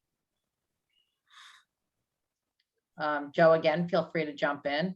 Yeah, I think most of these were no or small. The D and E regarding the floodwater flows and the modification to drainage patterns. That we thought that this is yet to be developed or it's in the progress of being developed, but they have a floodplain analysis to demonstrate, whether it be compensatory storage or that they're maintaining appropriate flood levels throughout the site. But there is, as Linda said, the site is impacted by both floodplain and floodway. So we thought at least those two items, would be a moderate to large, although it will be mitigated, but it is something certainly, elevated look at just to evaluate. Right, and certainly something where they're going to be providing you more information and you need some more information to analyze those impacts. Yeah, and we're actually, we have a staff meeting scheduled for next week to start to dive into exactly that. So they are working on it. I mean, how are we documenting, I mean, A through C, right? Because as you noted, these are all obviously important items for the site. Well, those are based on available FEMA mapping. So that's, and those are just matter of fact. We know they're developing, there's work being performed in the floodway of the kill itself. We know a portion of the site is within the 100-year floodplain. It's also partially within the 500 years. So those are, right. That's just a matter of the information at hand. And then D&E go to the study and the reporting and the mitigation that they will provide to deal with that. I guess what I understand that the site lies in these floodplains and floodways.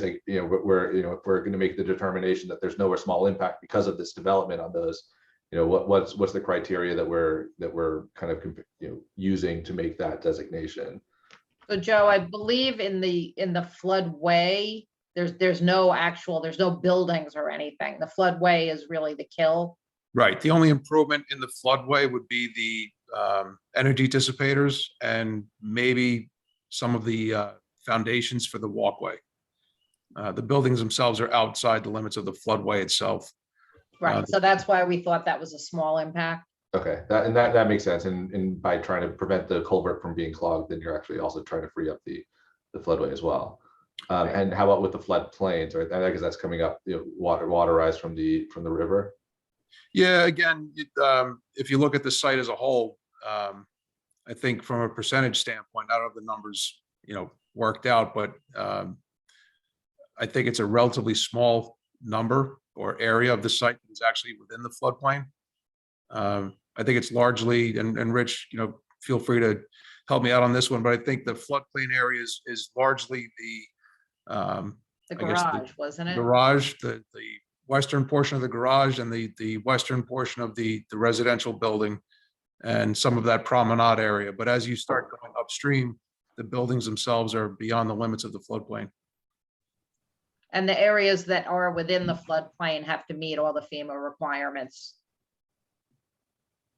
That's So helpful. that's why we thought those were small impacts.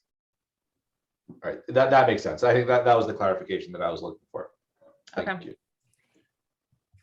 And again, I'm speaking a lot here. Any other, kind of questions or comments from the rest of the board, please, chime in. Impacts on air, the proposed action may include a state regulated air emission source. It will not. Straightforward. Impacts on plants and animals. The proposed action may result in a loss of flora or fauna.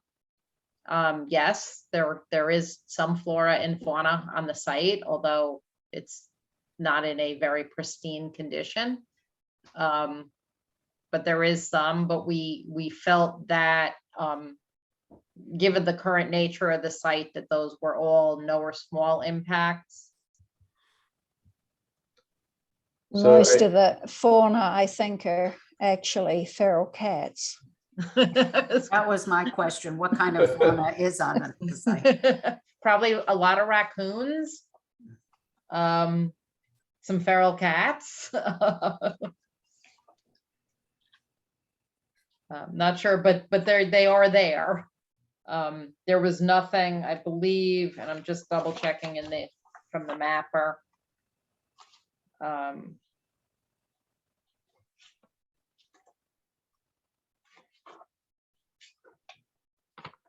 The mapper identified potentially eastern mud turtle, and then of course the mapper likes to point out the sturgeon that we all know are in the river, not on this site.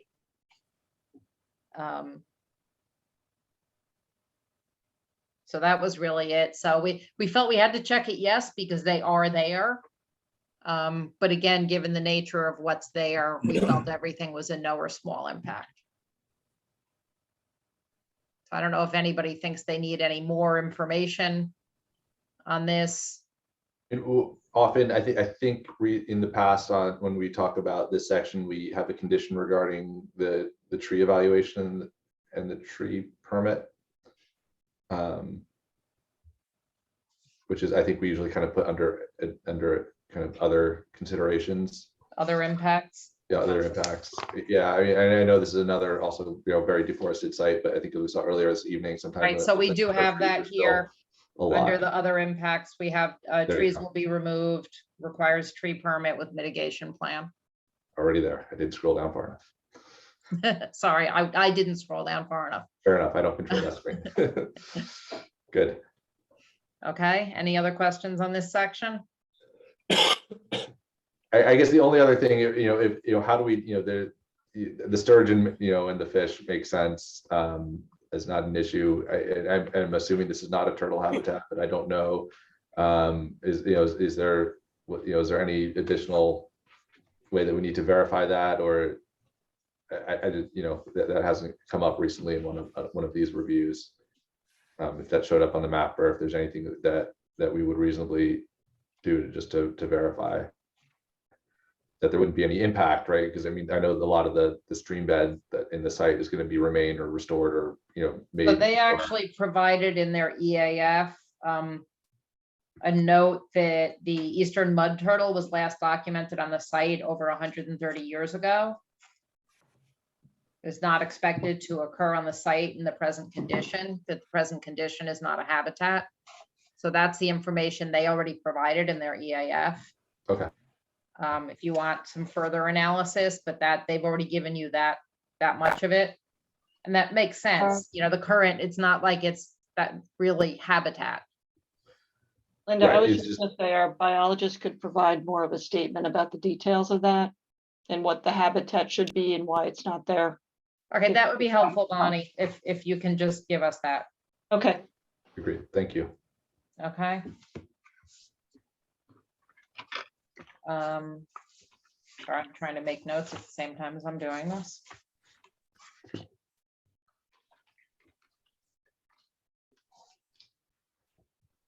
Okay.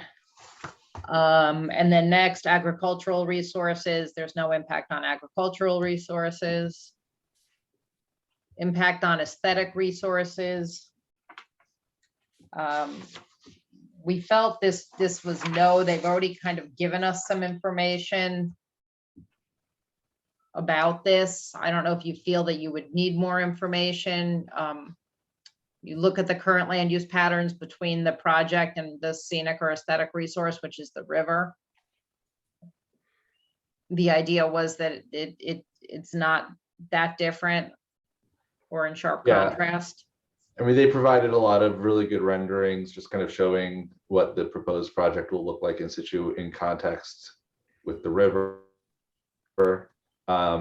You know, I'm torn between saying yes and kind of, you know, and if we checked yes, because it is going to be visible in front of the river, which is what we've done, I think, in some projects like this, I think that the consensus is that all of the sub questions would be that it would be no or small impact. Right, based on the studies that they've provided. Based on the studies that they provided. So, I mean, it's kind of 6 of one, half dozen of another. I don't know how other board members feel on that. Yeah, no, I feel the same way. I agree. I feel like we've had enough information on this to check no. Yeah, what did we had this same issue with 14 Water Street, and I remember discussing it, but I don't remember where we ended up. But I can see the dilemma about no versus yes, but I'm comfortable with saying no. And the studies are, you know, part of your record that support your determination. Yeah, that was my only question was, you know, in terms of the record, what would be the best thing to do? So if you're saying that the studies back that up, then I'm okay with no. Otherwise, I would be more inclined to say yes and go through it. But yeah, the no is studies, based on those studies. If you didn't have those studies already, we would be checking yes, and we'd be asking them to do that analysis for you. Okay. I also think it's, and I think we have probably had this conversation before, but the question specifically asks, sorry, if you could scroll back up because I was going to read it.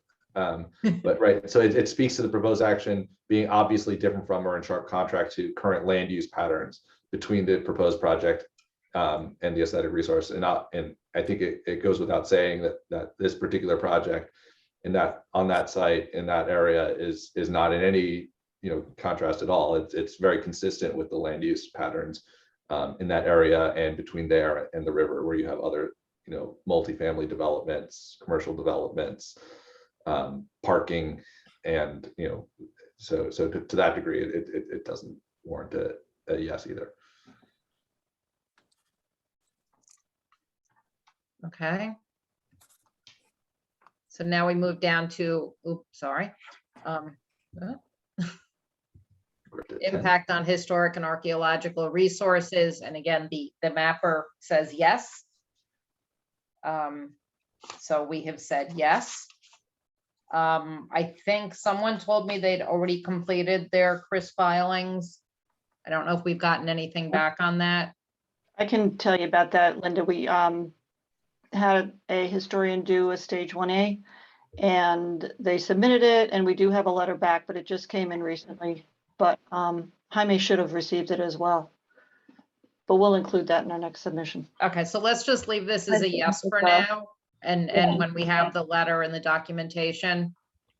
And by the way, what the letter said was there was no effect. Okay, thank you, Bonnie.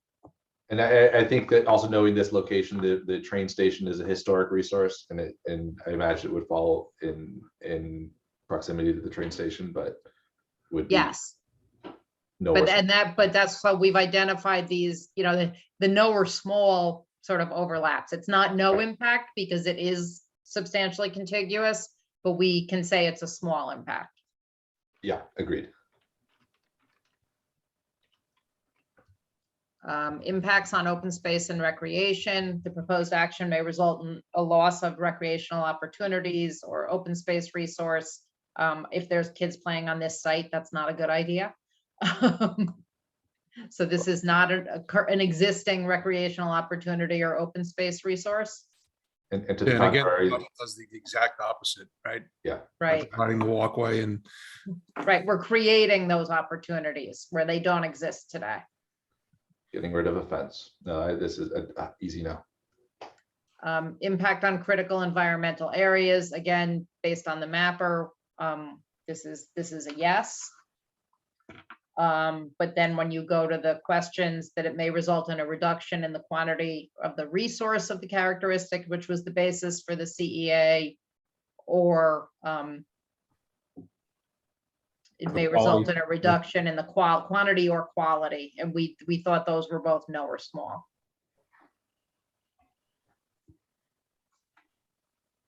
What makes it a critical environmental area? It's actually a formal designation, and I believe it's that the Hudson River was designated by Westchester County. Yeah, it's west of Route 9, Michael. Ah, okay. All right. Thank you.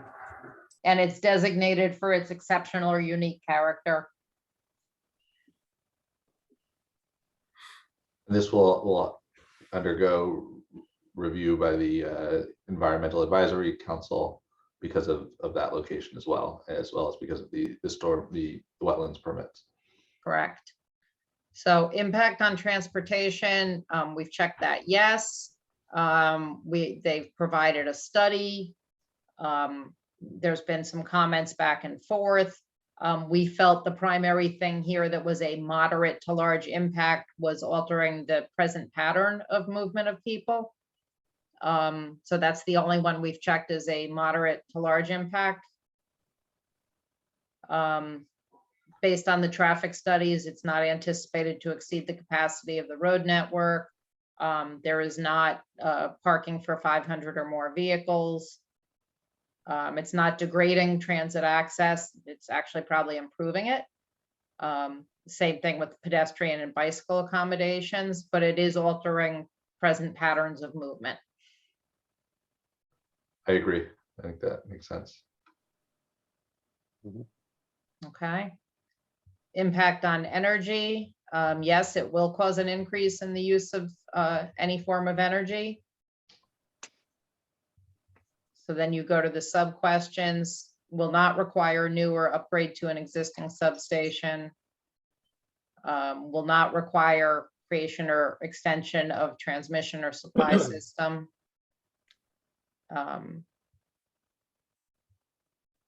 Will not utilize more than 2,500 microwatts hours per year of electricity.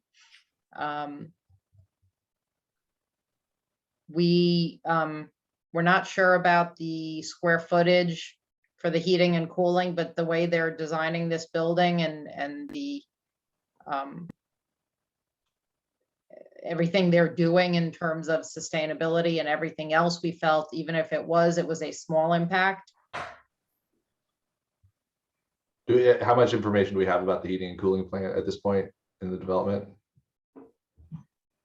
And that's the note that we've put here, that it will involve heating and cooling for commercial and residential uses. We know they're going to have solar panels on the roof. We know they're incorporating other energy efficiency measures. I don't know, Jim, if you want to go into that at all. Yeah, I mean, we've made the commitment to design and build towards LEED Gold certification as well. So obviously heating and cooling falls under LEED Gold in terms of the equipment and the means and method. We're not there yet. It'll be all electric and it'll be LEED Gold though. So that's the basis for calling these small impacts. Agreed, makes sense. Do we want to include that as a comment or in? Well, we've got that it's going to include energy efficiency measures. We could add to that. Right. I mean, I wouldn't want to make that a condition because I know that's a difficult bar, but you know, that the applicant is seeking LEED certification. Yeah, I'm sorry to interrupt. I'm saying LEED Gold and that's what we've committed to, but if you miss by a point or something, you're at LEED Silver. So right. How about if we just say LEED certified? Certification? Yes, Yeah. that's fine. I think that makes sense. Yep. Without stating the level. Okay. And also, you know, while LEED Gold is you know, would be amazing and we would like to push you to achieve that as for the purpose of this SECRA determination, you know, it wouldn't be necessary to have a gold certification to say that there's, you know, a small impact. Right, to mitigate those impacts. Right. Correct. Understood. Impact on noise, odor, and light. Proposed action may result in an increase in noise, odors, or outdoor lighting. The primary issue is going to be the outdoor lighting. Did we have a lighting plan, a photometric yet on this? Rich? You do not. We were in the process of preparing it for our next submission. Right, Okay. so that's obviously something we need here. So I don't think we're concerned about, other than during construction, noise levels. Any of these other items, except on the light, so the lighting, and so we've put in here the construction logistics plan, that will deal with some of the noise. And then also, obviously, we need the lighting plan. I wouldn't really feel comfortable saying, no or moderate or anything on the lighting issues until we've seen that plan. I mean, presumably we'll work with that plan to ensure that it becomes a no small impact. Right, you're not going to let them result in these. Correct. Impact on human health. This was an interesting one. May have an impact on human health from exposure to new or existing sources of contaminants. You're actually removing the sources of contaminants, so it's actually a beneficial impact. And we've checked that it's undergoing remediation as a moderate to large, but again, it's beneficial. And we will be getting, as Jim has already indicated, information on the remediation. So this whole section relates to that. Except for those items that, are clearly no, like there's not construction or modification of a solid waste management facility, that's no.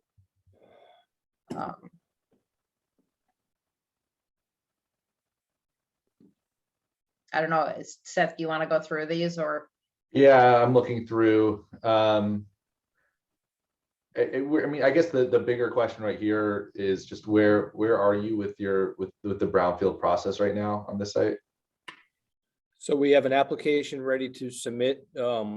We are working with Con Ed's reviewing the application and reviewing the tri-party agreement. That'll be signed by us as the developer, and the volunteer in the program will be signed by the village, but will be signed by Con Ed as well. Linda, I think we left off that we will not submit, correct me if I'm wrong, until we have site plan approval though, right? I don't remember that conversation. Okay, yeah, I have to check my notes on that, but either way, so we have the application done. We have the tri-party agreement, which Linda and Stuart have reviewed and commented on, and now it's in Con Ed's hands. The remedial action work plan, which outlines the investigative work already completed by Con Ed's consultant and our consultant, will be submitted with the cleanup agreement. So we have it all teed up, ready to go. And just so the board is aware, if I seem familiar with this, I've been working on this project with Stuart and with the village all along. I've worked on the contract issues and some of the other things. So this is one project that I was already very familiar with. It worked out very well for this evening. So we're I grateful. probably would have been doing this under any circumstance. So are there any other specific questions there that anybody has questions about or wants to go over? Board members on this issue, which are, yeah. I think we can move through this because I think these are all direct issues related to brownfield. So this is the backwards question. So the question is, the proposed action is not consistent with adopted land use plans. So no, it's not consistent, which means it is consistent. Yeah, and this is similar to, I think, what some of the things we talked about with the historic resources, and there's a little redundancy in some of these questions, obviously, but I think that. And then on the project is inconsistent with existing community character. We actually checked this one as yes. Because it's a bigger project. It's not consistent with what's already there. So we felt there were some things here that needed to be looked at. So going through these, proposed action may replace or eliminate existing facilities of historic importance. That's a no. Proposed action may create a demand for additional community services. So we felt you need some more information on that. So Has that's this gone to, I mean, have any of these documents been reviewed by the fire department, the police department, ambulance? there's meetings. I know there's been some discussion about review with the fire department. Yeah, I believe they were referred to everyone, and we're trying to coordinate a meeting with the fire department. Yeah, that's right. Proposed action may displace affordable or low income. That's obviously a no. It's creating affordable housing. Proposed action may interfere with the use or enjoyment of officially recognized or designated public resources. Again, that's a no. It's doing the opposite. The proposed action is inconsistent with the predominant architectural scale and character. We had put no or small.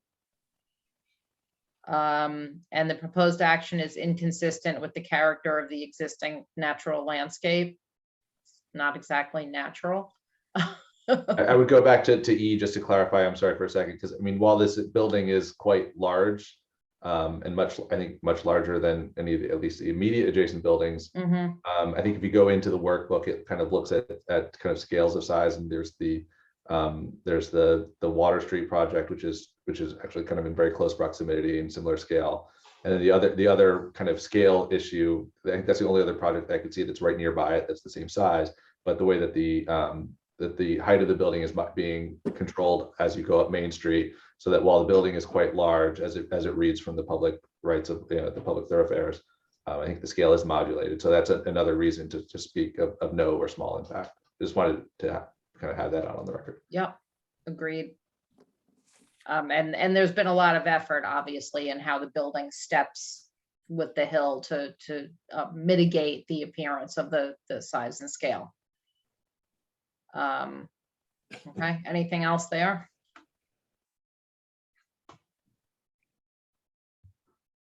I think so. We can keep going. That's it. Now you can print. We're done. We can hit print. So is there anything else? Let me just stop sharing so people can see each other. Anything else that anybody feels that they need to assist them in undertaking the secret review, or the review of the potential impacts on this project? Anything else that you want to see from the applicant on environmental issues?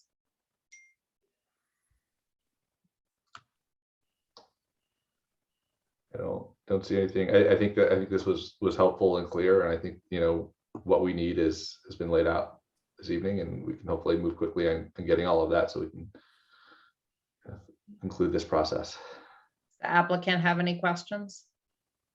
Do not. Richard Bonnie? No. Very helpful. Thank you. We have our list. All right. Well, that being the case, I think we're good. We appreciate your time here, guys, tonight. Thank you. We appreciate yours. All right. Thank you. Thank you. Thank you. Right. So, and board members, I think that's it, right? I don't think there's anything else. I think we covered the back half of the agenda already, so I think we're in a good place. So, and I guess so our next meeting will be will be our last remote meeting. I believe that's the Correct. case. Just Okay. so everybody kind of can log that. So that would be May. Starting in June, we will be back at the Operations Center. Right, you can get one more work session in. Right. Do we do have one at the end of after our May meeting, correct? Yeah, we technically have, as of now, until June 8th, that you can stay remote. Right. Now, I don't know with numbers going up, if there's a chance that'll get extended, but as of now, it's June 8th. What happened to the discussions about moving the meeting to the rec center? At the moment, that's not happening, but I don't know if you've been paying attention to the DRI process at all, the Oh. Downtown Revitalization Initiative. One of the projects that's seeking funding is an expansion and extensive renovation of the rec center. Oh. And ideally, part of that would be to have a public meeting space that would improve access to the village and provide enough adequate space for us to hold those meetings there. Yeah, that'd be great. So, cool. All right, guys. Okay, It was Good job. Okay. 9 o'clock. This is perfect. go have that margarita. Indeed. All right. Good night, everybody. Thank you. Good Good night. night, everyone. Bye-bye.